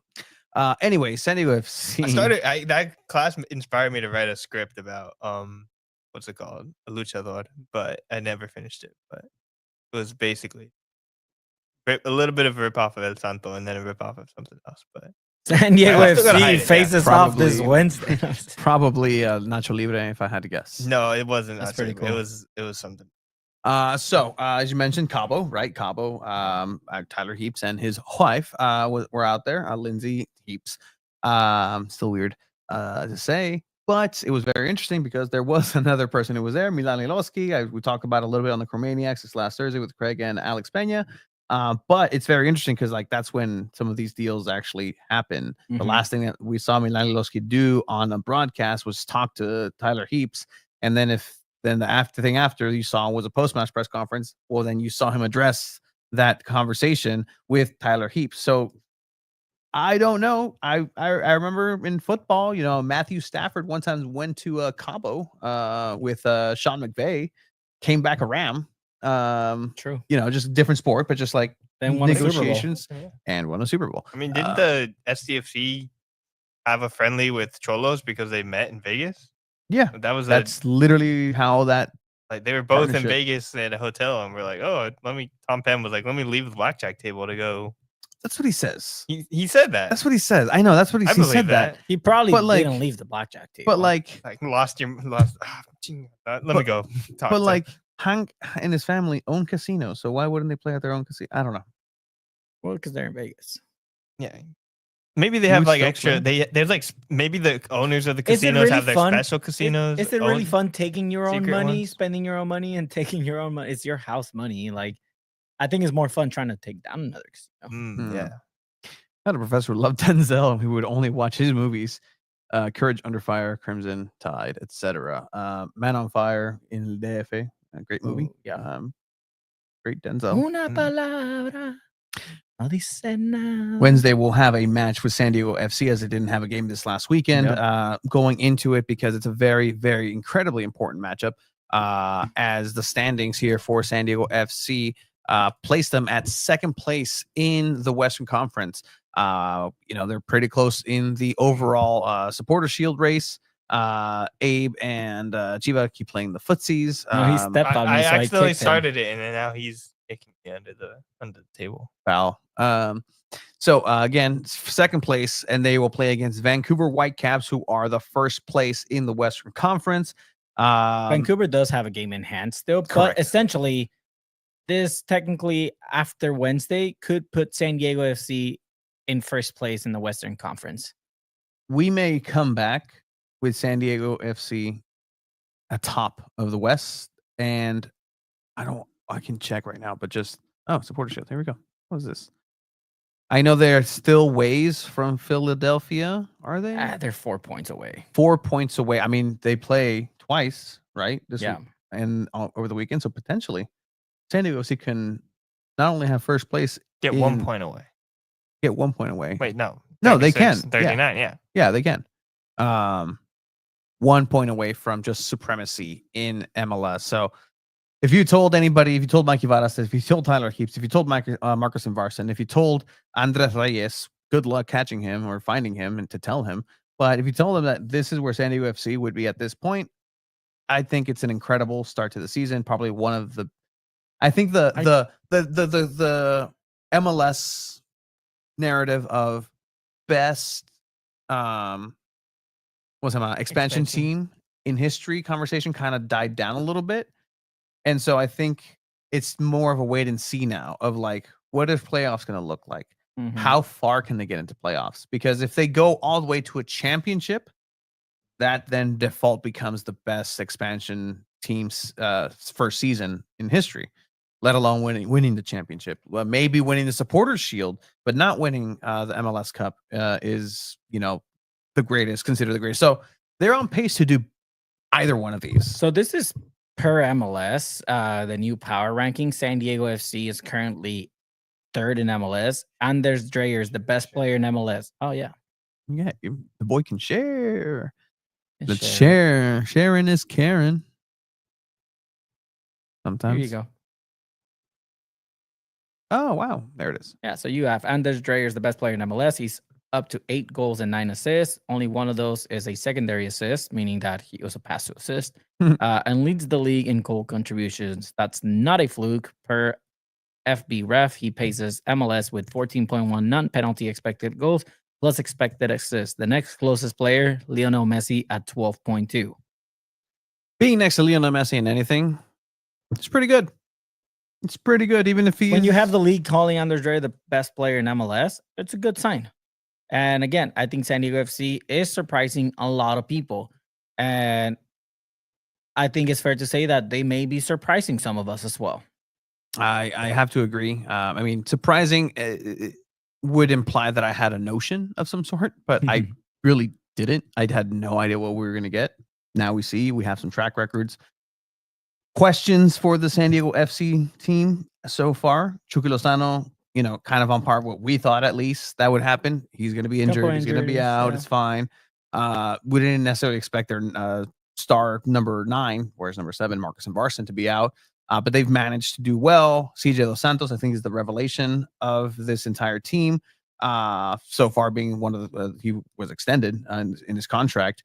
Chris McVeigh in the defense also being a player that stepped up, and you look at Andres Reyes, you're not missing him. He's probably the biggest surprise this season for San Diego FC. He's my favorite player to watch outside of Dreyer, like just individually, like just how he cleans up so much in the defense. Oh, I like it. And okay, yeah. If I had to choose one that hasn't been named, I think I'd choose Luca Bombino, who was added not even like during the season, right? Yeah. Like that's a crazy thing to do, integrate him into the style and then him perform at a really high level after having like a really bad first game. It's been cool to see.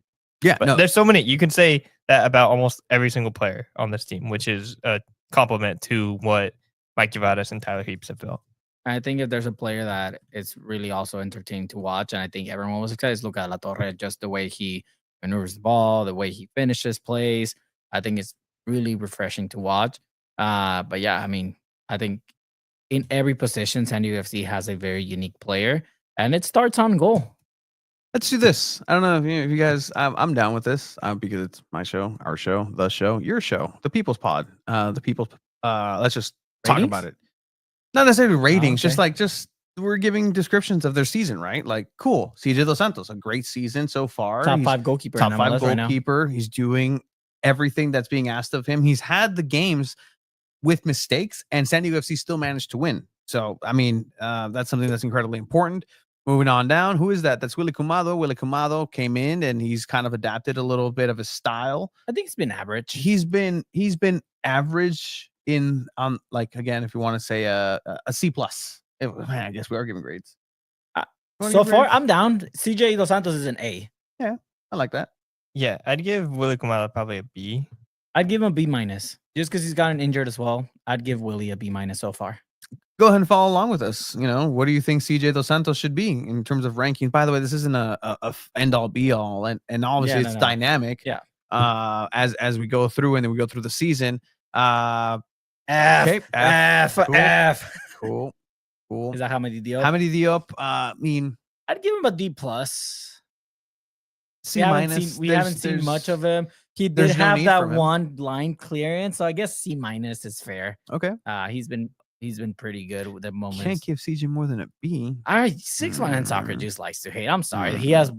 He's tied with the most clean sheets in the season. I don't care what you have to say. When your goalkeeper has that many clean sheets, you're doing something right. So Yepe is an A. Yeah, it's stellar, A plus. A. Like that's just that's the guy. That's Captain the guy. too. Yeah. Captain, leader, legend. Marcus Invarson. C minus. He's been injured most of the season. Maybe a D, just because he's been injured. The moments I've seen him, and he got a couple goals before the injury, but it took him a while.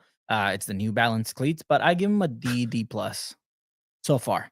It's Skechers, by the way. Oh, They're not Skechers. New New Balance. Balance. Skechers. Skechers. I give him a C minus. C minus. Wow, you're being very positive. Yeah, regular C. It's passing. I think that's completely fair. Like when you have him out there, you're okay. Like you're not gonna get something crazy, but you're also not gonna completely ruin the game. All right, two sides of the same coin in a way. Oni Valakari, a player who's a center attacking midfielder, who's been he's been played in the center forward position. He can play on the wing sometimes. He's been a starter. He's a false 9. I'd give him a B. B? Because he's very versatile. There's moments where he hasn't been his best, but there's times where he comes in and he's crucial. And he's made some impacting plays. I'd give him a B.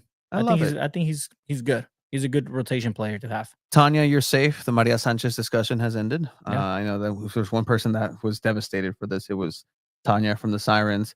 I do have something for her though. Nice. I'm gonna make sure that it goes to somebody special. We got Tomas Angel. Tomas Angel. Probably a C. D. What? Okay. D. B as D. Okay. D. No, not B.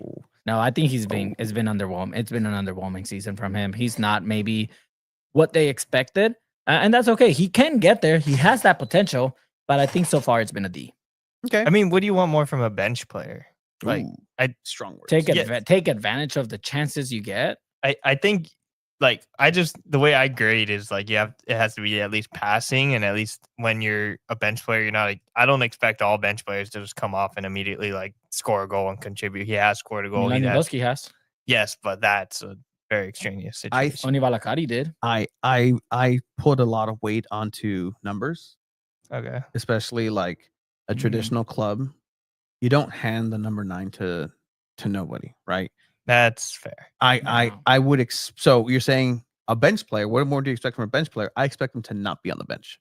And you expect the number 9 to never. If I was San Diego FC, not gonna happen. And this is just me being me. If you sign Milan Iloski to actually not just an extension on loan, you actually sign him. I would rip the 9 out of Angel and give it to Iloski. Yeah, 100%. Send up Angel Packing. What to, number does Milanowski wear right now? 20. We'll find out right now, boy. As we continue. A plus A plus, plus, being best honors player in Dryer, MLS. probably gonna be That's MVP. fantastic. Yeah, Honors, could be MVP candidate right now. MVP. A plus, yeah. We went a long time in the Chromaniacs not talking about his goal. I'm not sure how this will hit your ears, Okay. but we went through the entire game essentially. But we talked about how SDFC's playing well. We forgot to talk about the goal because, and then what I said, the reason we forgot to talk about it, and we brought it up and we talked about it obviously, but like, there's just so much great that Honors Dryer does that it's easy now to almost overlook. Like, oh yeah, he scored a great goal from halfway. Like, well, yeah, well, that's what he does. That's the type of goal Like, that that- MLS makes it goal of the year or something. Yeah. Just because it's been so far out. Yeah, But 100%. yeah, no, he's been the best player. Chuck Lozano, I'd give him a B plus. I think the injuries keep him from being an A, but the goal contributions he has with a very limited play, I give him a B plus. Yeah, I agree with that. B plus. Definitely can't be injured for that long and get an A, but he's still electric on the field.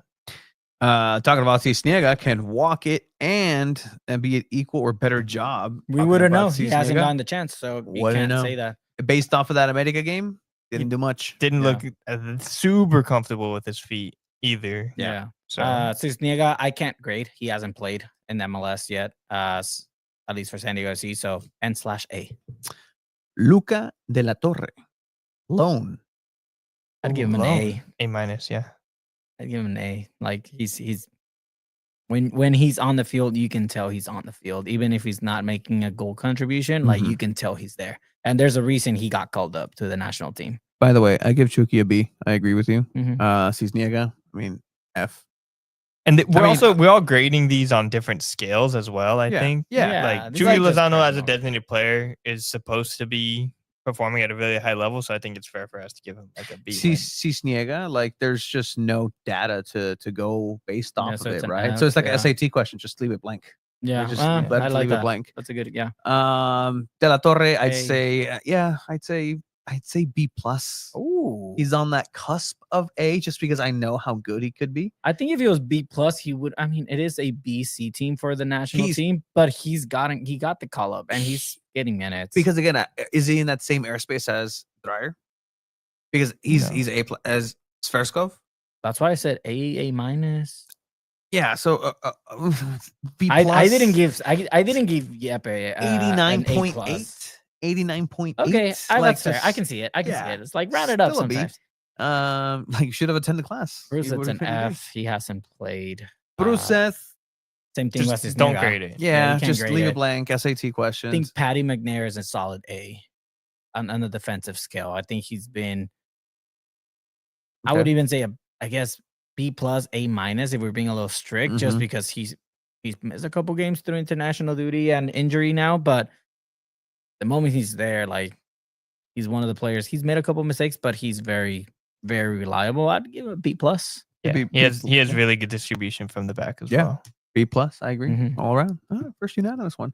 Loffelsend. You know what? This is tricky because I think the games he started early in the season, he did great. I think he has the pace, and I think he just got outshined by younger players. He has MLS experience, and I think he was very reliable. But grading it where they're at now, D plus, C minus. I mean, yeah, C. Bench player, C. Yeah. He played in the midfield for the Club America game, which could signal something also for the future for where they could potentially see him. Yeah.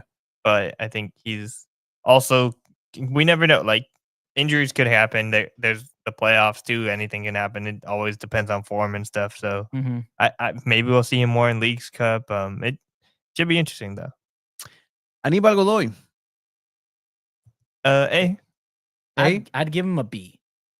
Just because, I mean, I think if you ask me maybe 10 games into the season, 7, 8, 10 games, I would say, oh, he's an A plus because he's that necessary to have in the midfield. I think now that other player like Alvarado has stepped up a lot, and Mhm. I think now that Godoy is not there and the midfield's still performing, you can kind of see like, okay, Godoy's a B. He started off hot because he was very, very, very crucial in that midfield. I think now that other players are getting used to the style and adapting, I think he's at a B. I'd say B plus plus? I'd give even you just a B because plus, yeah. B That midfield would be is so good. That's the thing. But the fact that he's outperforming everything that everybody was saying about him, he's a veteran, he's this, he's going to be a rotation player. No, he's a starter. He's a leader. Like his presence is missed. Yeah, Alvarado's been stepping up, but like when Godoy's not there, there's a physicality. It's not there. Yeah.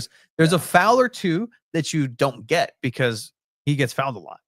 He's a foul magnet in the midfield, and he kind of rolls around 1 or 2 times, and maybe adds a little bit. He something. definitely provides at least a little bit of fear in other teams where he's the type of player that will foul you. Yeah, and it's gonna be like great. He's a great player. He's ready to foul you, Yeah. right? That's not. That guy's not ready to foul anybody right now.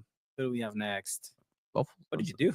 I zoomed in a little bit. It's just like that guy's ready to foul. And I don't think we probably don't even recognize enough what his veteran presence and knowledge of the MLS has done for this team. Yeah. And also with Panama, like he is a really, really good signing. Just broke the record as the all-time caps leader, which is like a huge deal, huge yeah. accomplishment. Like top, like obviously played the most ever with Panama. Like that's going to be huge for him. Who do we have next? Franco Negri? Kind of ruined goals, gaps, and greats, actually. Great. No, not ruined, but just Franco Negri. Franco F. Negri. I give him an F.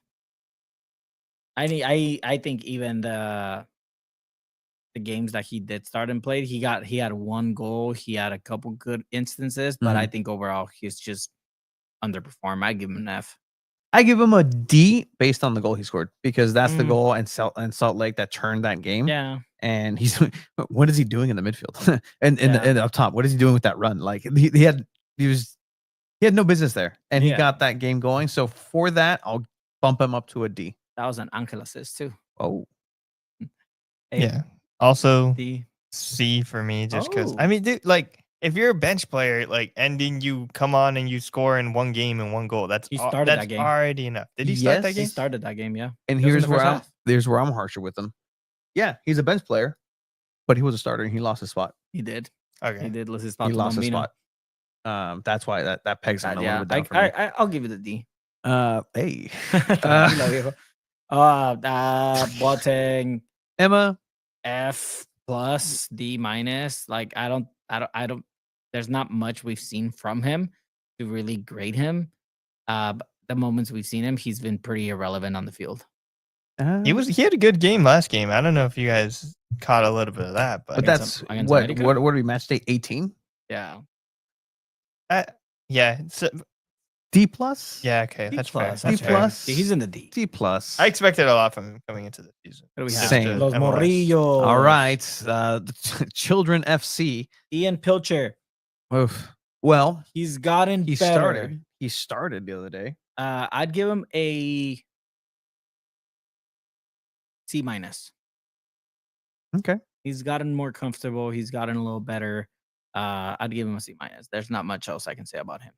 I agree. Rookie. I agree. Like he would have been had he not come back with a start and had a good start. I think he'd be D plus into C minus territory. Yeah. But because of that game, I think he's like on the cusp of just a regular C. Like again, talking about percentages wise, like if he's at a 70, he's like a 72, 73. Yeah. Just kind of in that space because again, he's a young kid. Like a lot of these players are veterans. A lot of these players are young kiddos, and they're kind of like, hey, what's your GPA in terms of playing with the person next to you? Well, you got these people with master's degree, a lot of college stock today. Yeah. But and then looking over, if we want to go like age is more than just a number sometimes, look at Bombino. Abe, what do you give Bombino? I would give Bombino a A minus or B plus. I think he's just really, really good on that side and is able to like have a good pressure to like for being so young as well. It's very surprising. I think a lot of teams are taken aback by how well he's played and also playing on loan and joining at such a late time from he came from LAFC, right? Or correct. Yes. Yeah. Joining at such a late time and already like coming into the system really well has been like quite honestly a little bit lucky for San Diego FC. Yeah. Because like without him, who would be playing in that spot? It would be Negri, yeah. Yeah. Like which not as great as Luca has been. Yeah, no, I 100%. even think Hamadi Diop is above Negri now. Yeah, probably. But I'd give Bombino an A- as well. I mean, he's made a couple of mistakes, but that's going to happen with such a young player. But he's earned that starting spot. Yeah, I'll give him an A. Yeah, I'll give him an A. Yeah, he's been solid in that back line. So, Anissa is anybody tracking what are we giving these? No, we we don't. don't. But so we it's fine. can clip We can it. track We have it. a guy that can clip it. Anis Saidi, I think SAT. Skip it. Yeah, skip Got it. injured in the Yeah. Medica game. Not a Tough. lot of Yeah, he's the youngest player in anything. the team too. So Chamaco. Definitely, you can tell this was a different day based on the background because again, the this is behind baseball, right? Like with behind soccer. As the season goes, some of these studios, like this picture, I believe, could have been taken in FC Northland. While he was over there, they just sent a jersey over and said, "Hey, we need you. Click, go." yeah, I can see that. And he also got a haircut from there. Milan Iloski, A+. Yeah. A+. A+. He has to start. A+. We need him to start. No. We. Yeah. Who's we? Well, yeah. Chiva. We need him to A+. start so we can cover it Oh. as media. Oh, there you go. Good spin. A+, but I disagree. He doesn't need to start. Because let me remind you, and Yes. no, let me remind you Oh. of a young, and you know it very well, a young boy from Guadalajara Chicharito Hernandez. who went over Sir Alex Ferguson's team and became a sensation over Dimitar Berbatov, who was supposed to be the end-all be-all, the Ruud van Nistelrooy replacement. Rooney's finally has his partner, his friend, his pal, his confidant. And then it just wasn't working. Nani wasn't working with him in Manchester United. You know, he still had some stellar activity. Evra was crossing it to nobody until a young loanee came over in Javier El Chicharito Hernandez. And Sir Alex Ferguson was asked, why aren't you starting him? Why aren't you starting him? Well, he's the secret weapon. He has a secret sauce. He's the super sub. And you had a Danny Welbeck also in there. And it worked. And it worked. Yeah. no. So if I'm Mikey Varas, as much as I see, yes, it's working, Milan. I know you want to start. I know this. If you take everything as it's being taken, they played a 45.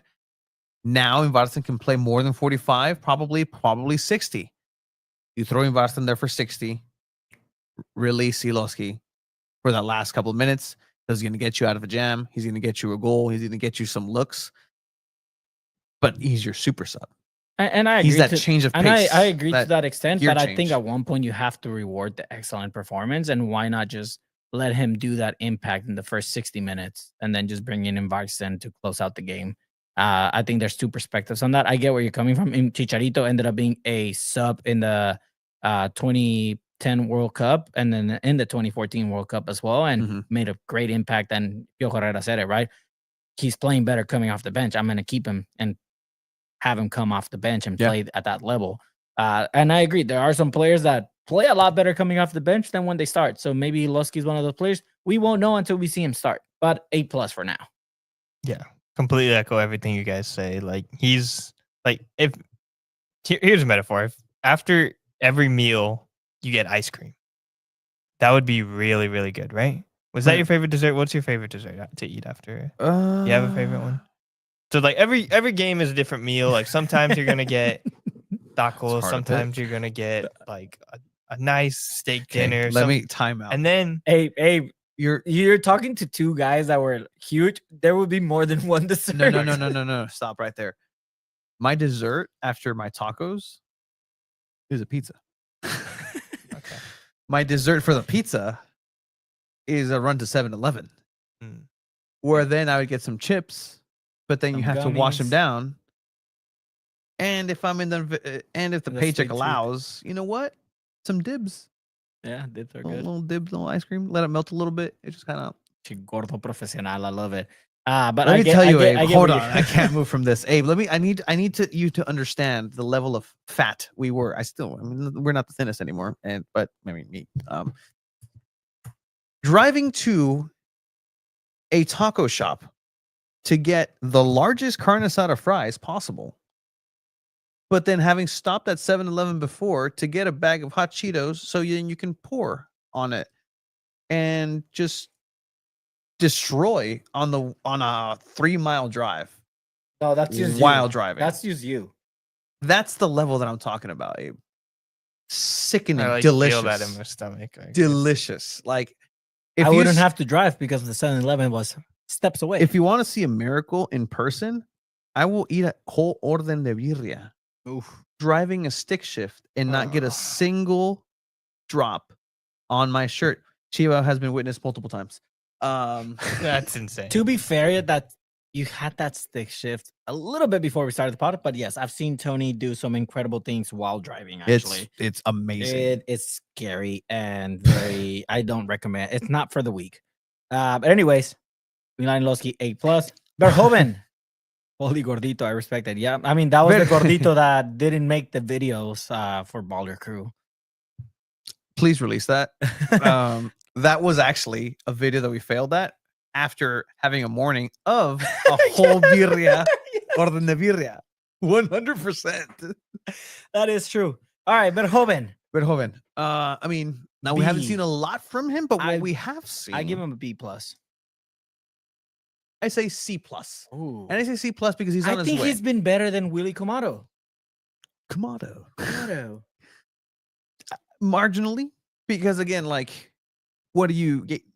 You see definitely that he's going to be, I think, a better player. I think he's a better player right now. I don't think we've seen enough, but he's climbing. Right, next game he has a good game, I bump him up to a B. But he's growing at a very good pace. Yeah, I think it's making a tough decision to go between Willie and Verhoeven. I would give him a B, and if I had to choose someone to start, I'd probably choose Willie still at this point, just because I feel like he's a little bit better defensively than Verhoeven has been. But it is kind of just a coin flip there. They've both been pretty solid. Comado, good defense. He has some good defensive moments, one-on-one, especially. He's all right. Alvarado. Alejandro Tocayo. C+. B+. He's gotten better. I had him at a D maybe a month ago. Mhm. He's gotten a lot better. Okay. He almost scored probably the goal of the season for them. Almost. So did Godoy a couple times. Mm-hmm. I give him a C+.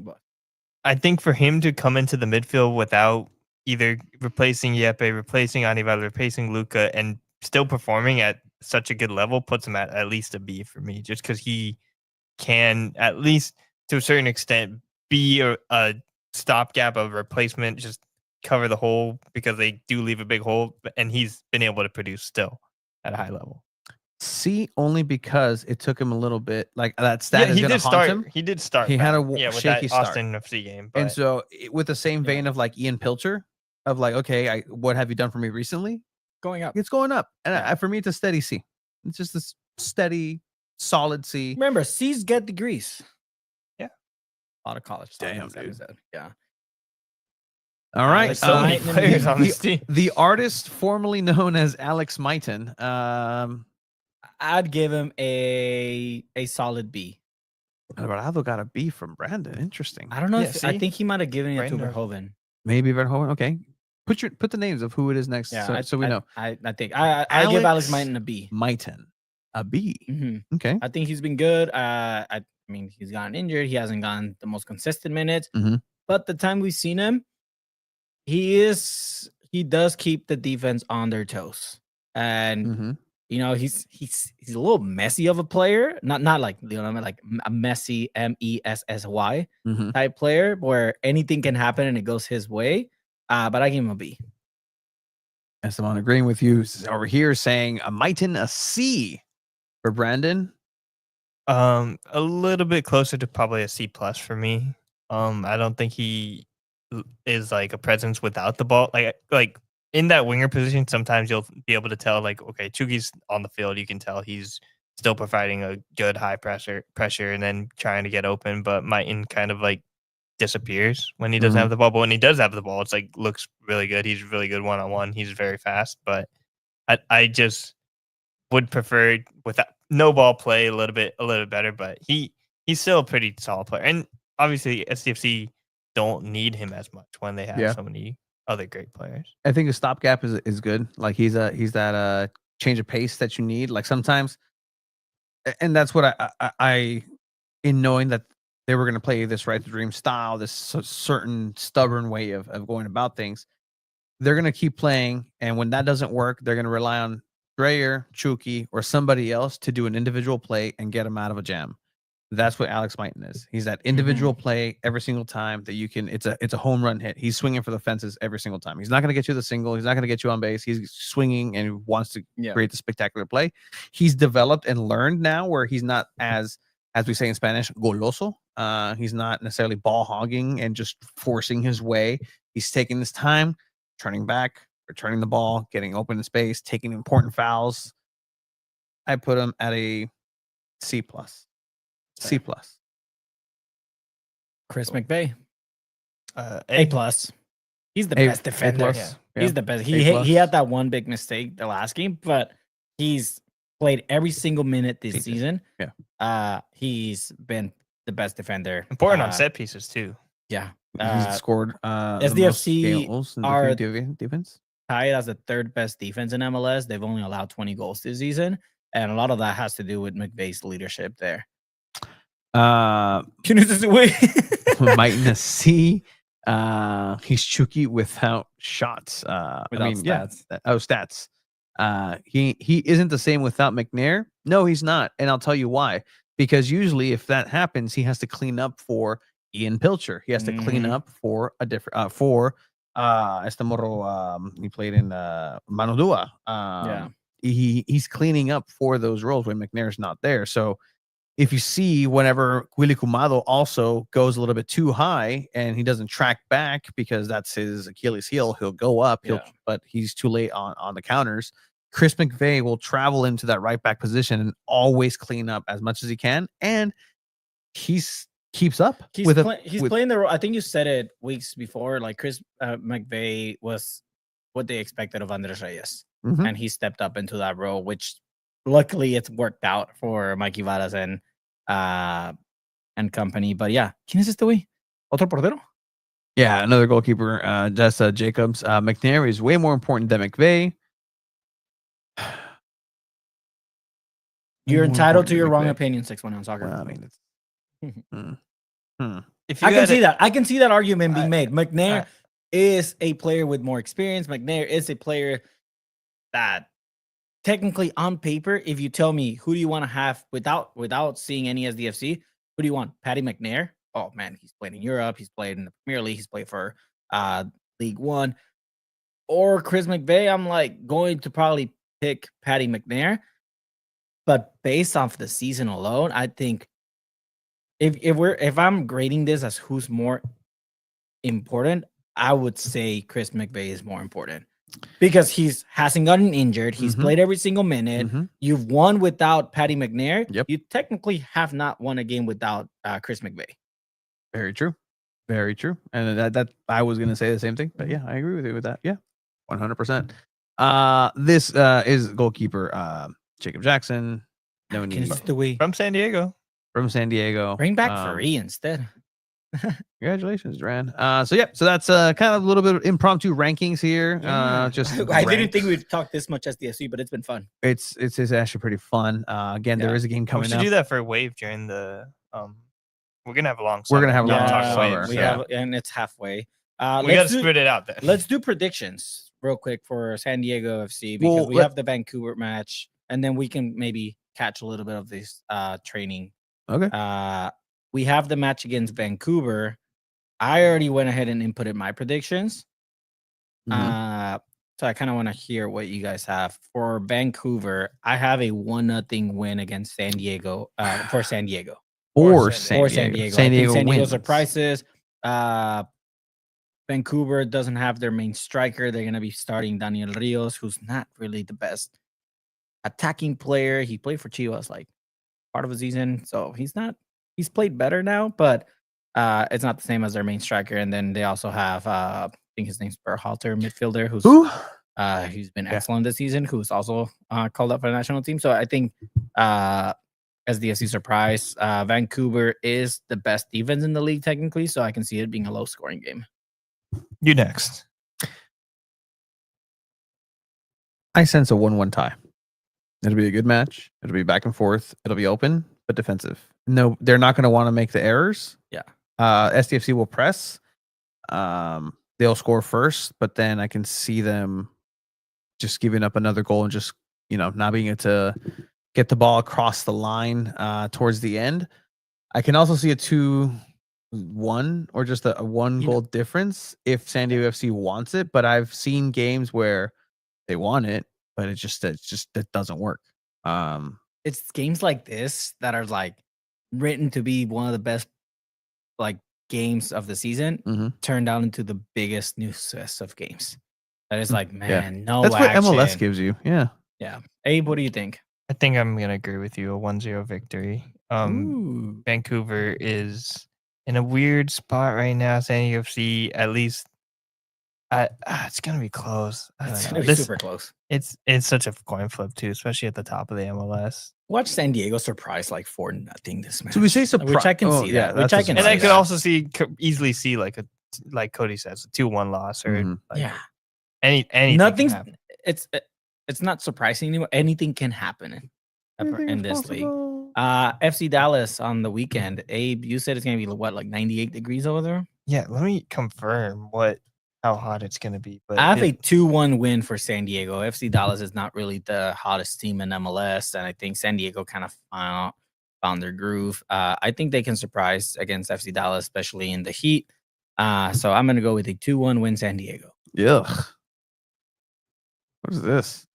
82 degrees right now. Right now, but on Saturday, it's gonna be. But on the highest 97 and the lowest 79. Oof.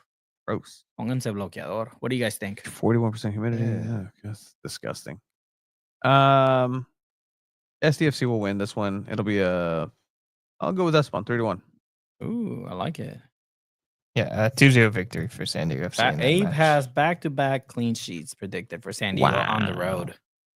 Yeah. What did you give, CJ? When you hear like that, you're like, oh, I am a little bit. Yeah. Oh, that's awesome. All right, those are our predictions. Again, right now the standings: Abe is leading the way with 12 points, Tony with 7. I am trailing with 4 points. I'm only 3 points behind you, so maybe this week I turn it around. No, you won't. I just got to get one right. All right, media availability. Again, thank you, our pal, buddy, Derek Togerson, from getting out there from NBC and asking some questions. Our good old peoples. They'd have media availability going into this match because this match for Vancouver is on Wednesday. Here is some sound from training with Oni Valakari.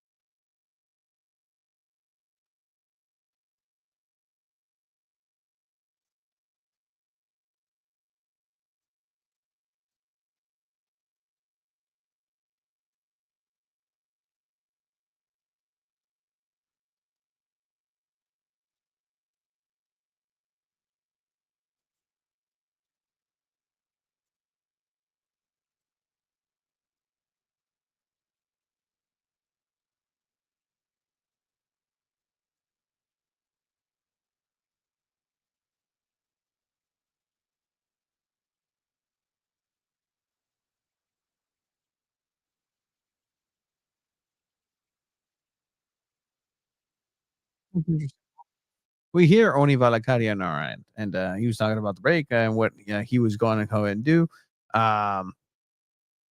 We'll go ahead and upload this here on Santiago.Football. We just received it, so look for more content after on Santiago.Football's YouTube channel. Very interesting how that happened. Órale.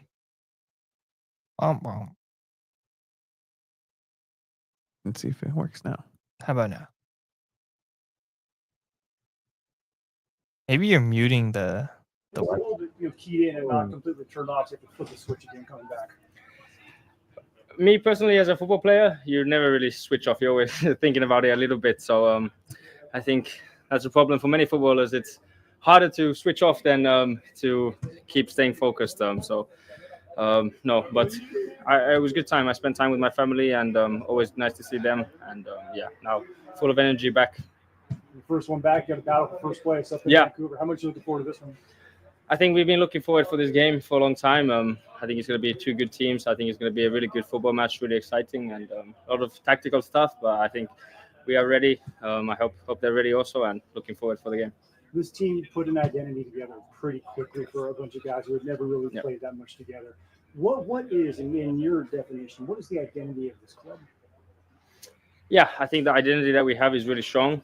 I think it's also, we have a lot of good players here, a lot of smart players, so it wouldn't be able without all of the players focusing on the one idea that we want to do, how we want to play with the ball, how we want to play without the ball. There's a lot of stuff that we work, and I think it's no coincidence how we're playing, because every day we come to training and we do it day after day, day after day. So it's not like when the game comes that we just do something totally different.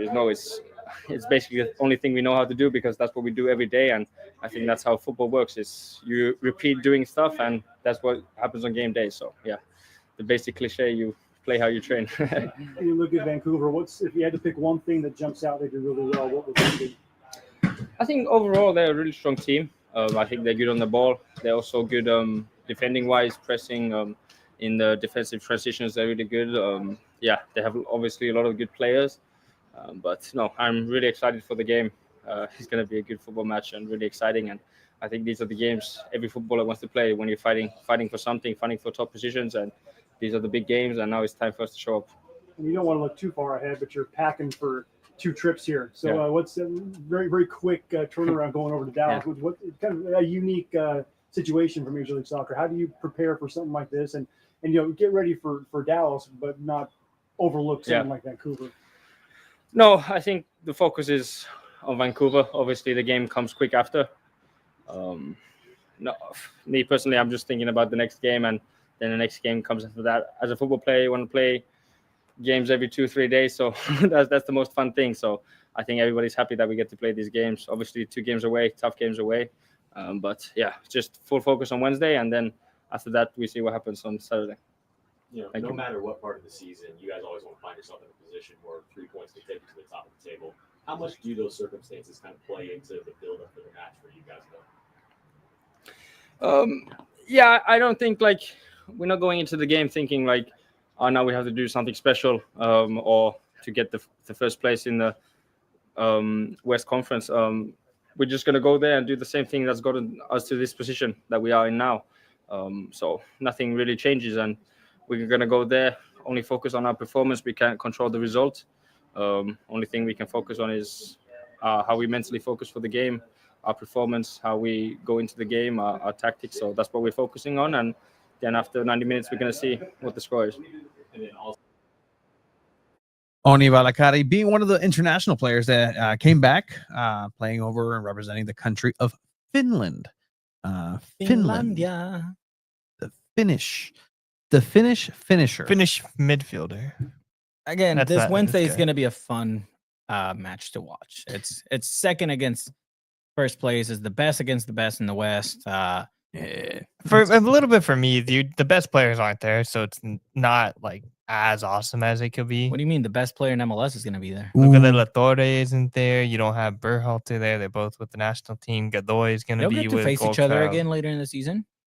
Yeah, but I really don't like the MLS Till schedule. this day, this is the biggest game for San Diego FC this season. Do you think their home opener was bigger? I mean, maybe not home opener, but their first match against LA Galaxy. There's a chance to go top of the table. I think that's bigger than anything. That's fair. That's very fair, yeah. For SDFC, past halfway through the season, them being first in the West, están callando hocicos everywhere. I like that. So, San Diego FC again, Vancouver here at Snapdragon Stadium. Get your tickets. Also, just throwing this on your radar. Leagues Cup coming soon in July. San Diego FC. So just put that also on your radars, I guess, people. Have So they set the dates? yeah, actually, it July shows right 29th, here. August 1st, and August 5th. Absolutely, Nice. positively. All at Snapdragon Stadium, correct? Yep, correct. yeah. So Pachuca, you find it at Apple TV. 8 o'clock. Ugh.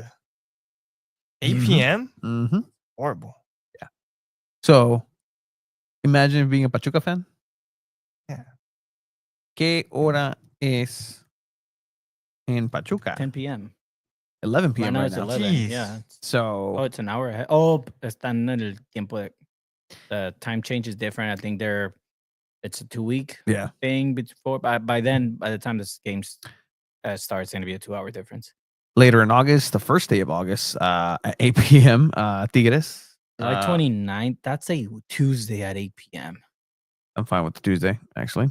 Still have Mazatlan on the 5th. So back-to-back Leagues Cup. another Tuesday, and the first is a Friday I'm curious. weekday game. I wanted to go see and buy a ticket for Leagues Cup for Pachuca. What would it cost me? $40. Huevo y medio, 31. Cheapest ticket. 31. Not Oh, bad. and then It's plus resale. fees, about $60. Probably. And $50 of parking. Yeah, Tuesdays and Fridays. Yep, that's gonna be it. Tuesday, So Oh, when would dang. media availability be? Sunday. Okay.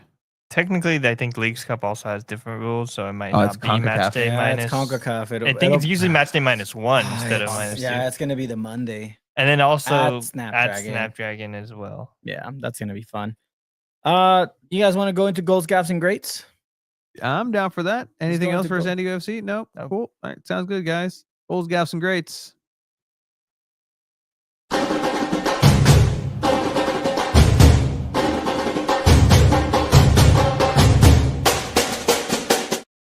Well, I'd love to put a goal from San Diego Wave, but they didn't score. Yeah. I want to start with the gaff because I have a good one over the All right, weekend. you have a good one. Go for it. Over the weekend, San Diego Internacional played their conference semifinal against AYSD, a new team that came into the UPSL SoCal South Premier Division. They were coming from Orange County. They were told, hey, like you're actually going to have to play in the South Division. This was a semifinal. They were tied 1-1. And then this happened. Garrett couldn't take on the defender. And now here comes AYSD.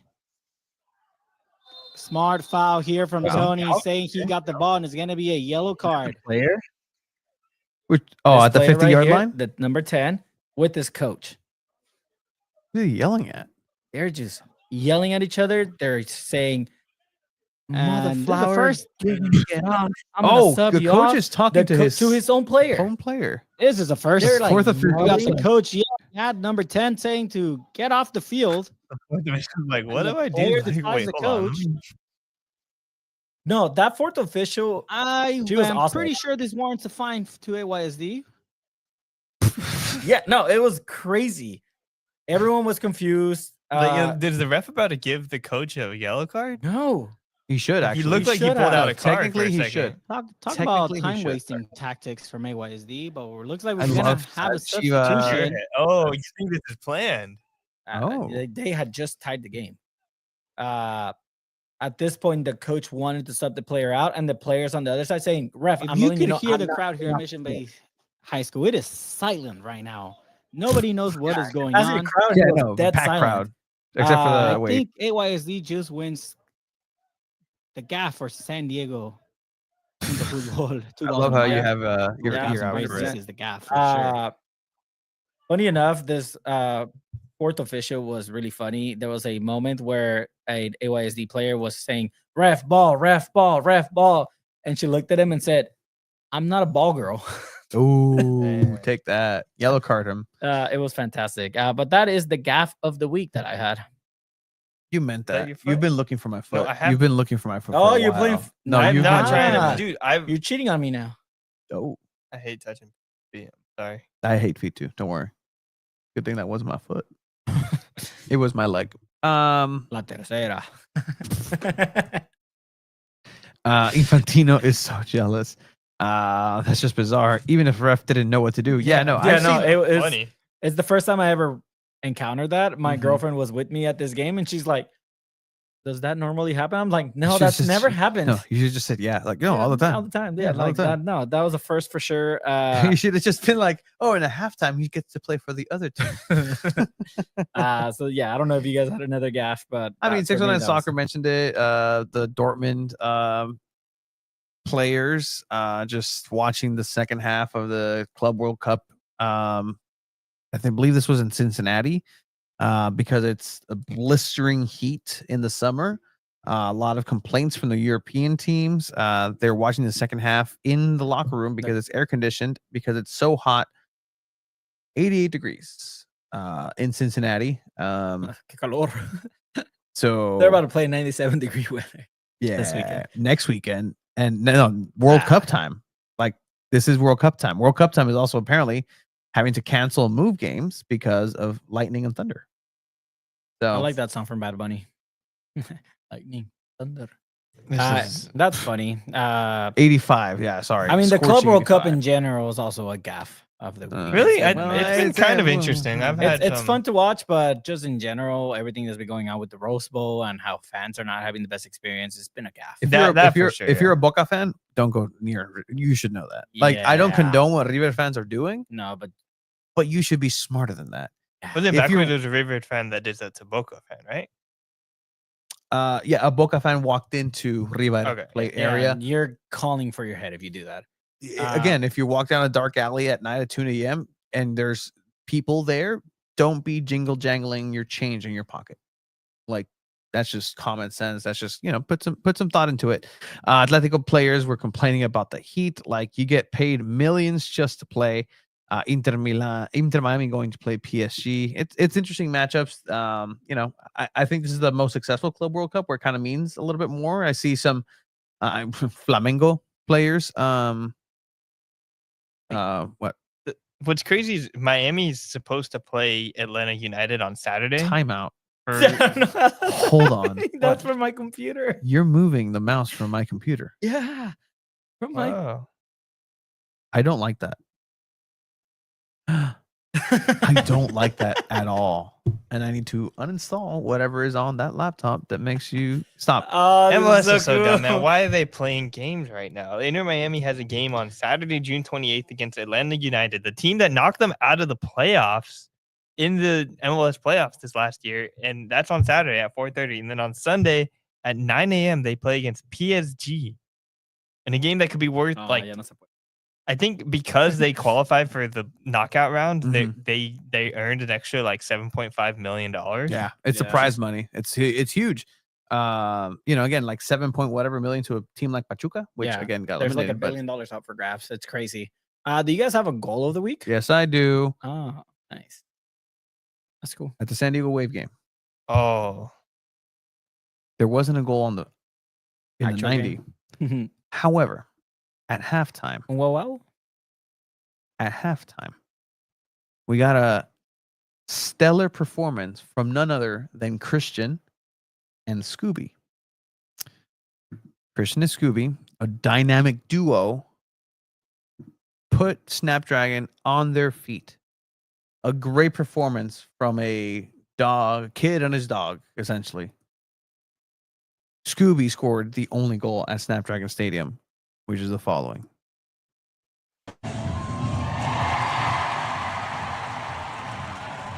we don't know which one was Christian and Scooby. They never clarified that for us. You So- are absolutely right. The Just- dog may just be funny. Christian, 100%. You know what? You're absolutely right. I was never told who was who. Scooby missed it on the first try too. By the way. Scooby did miss. wow. Potentially Scooby or Christian. We're Or not sure.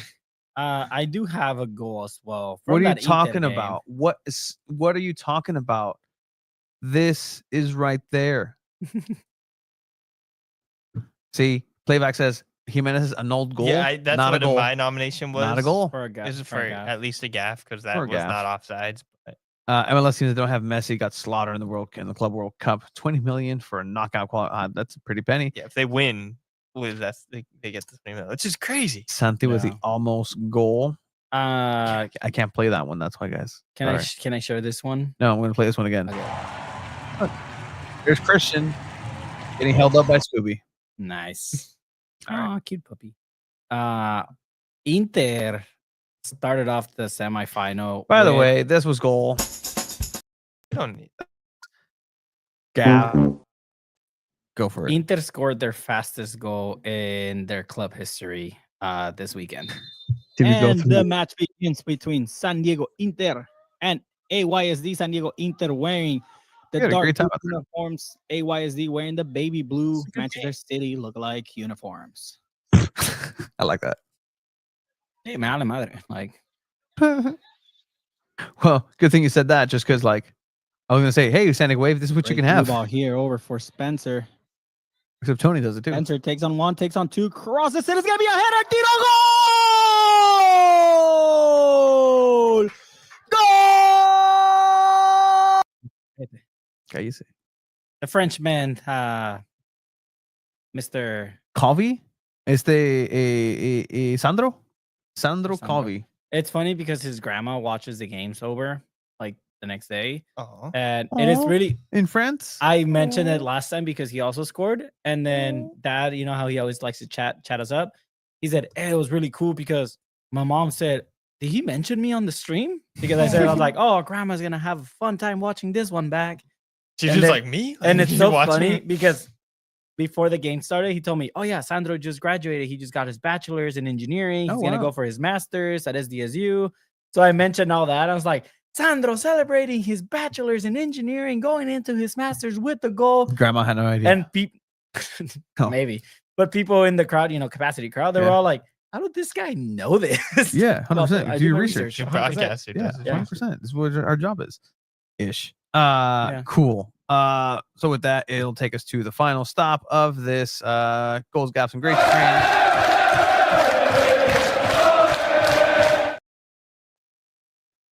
The grade of the week. Anibal Godoy. Well, I was going to say Anibal Godoy for getting his record-breaking caps for Panama. Yeah. I can also, and there's a couple of honorable mentions I was going to mention. Santi Cazorla. Oh, Wild yeah. pull. Santi Cazorla, you know Santi Cazorla? Santi Cazorla was a midfielder for Arsenal, played Villarreal Villarreal. later, but he got injured. I believe it was an Achilles. He's also old. He's like 40 something. He's not. He's old, but a great midfielder. Dual threat with both left and right. And you know, obviously he He's tore 40 his now. his Achilles on his left foot, so he had to adjust and just be more proficient with his right foot. Went back to his boyhood club of Real Oviedo as a 40-something-year-old, just a gray-looking dude. Invested in the team monetarily and brought them now back, and they were a third tier. Mhm. Now they just got promoted into To La La Liga Liga. in Spain. Yeah. Yeah. Super awesome. Like Santi Cazorla is a Spanish legend. Yeah, Like, it's really cool. yeah, no, this guy's insane. That's a great shout for grade of the week as well. That's what you know when you're the best in the biz. That's what we do. It's excellence of execution. The best there is, the best there was, the best there ever will be. All right. That's a cool little. Abe is just breaking He's stuff just now. he's just having. It was broken the other day. That's coming out of your Good old paycheck. We were saying we're gonna pitch in for the scene. All right. With that said, guys, anything else? San Diego Punto Futbol is the place to be. Abe, Check us out Saturday at San Diego State for the Oh, what? KPBS event. Abe, what's Kicking up? it. Nothing Kicking going it on with me. with KBBS. Yeah, Nothing look wrong out. with me. And then nothing going on with me. Yikes. Yeah. Yeah. We're gonna hit up Procrastinating Puma for that. We could do some stuff there. Yeah, we We still have I caps agree. available too. We still have what? We still Yeah, have check out our hats cantina. We have available. caps available. Check them out. Support us in that way. You want your San Diego Punto Futbol hat? Check out our website, San Diego Punto Futbol/cantina. Purchase your hat now. Hurry before they sell out. This guy. I need to buy He's myself one. so happy. Yeah, because he's wearing that hat. So cool. And you know what? Actually, somebody wore the hat. It's another grade of the week. The organization itself. ¿Cómo se llama? Street Soccer USA, who actually invited me to play at Donovan State Prison, Really? and I may do it if it's still available. like longest yard. But then I'm the goalkeeper, and if I'm the one that's talking shit to the people, to the inmates, and I upset them, you know, I think I made him shit himself. well, read action right there. Nice little cap. You know what? He kind of looks like our model. That is our motto. It's a little different color. Yeah. Beard, Yeah, it's but okay. I mean, It's that photo shoot fine. was a while ago. It's a while. You know, he has since passed. Okay. On to better projects than this. All right, but I'm leaving. You okay? Ya se acabó. Ya se acabó. Thank you, everyone, I for guess watching Abe has tonight's episode. Called it a night. Have a good one. Bye.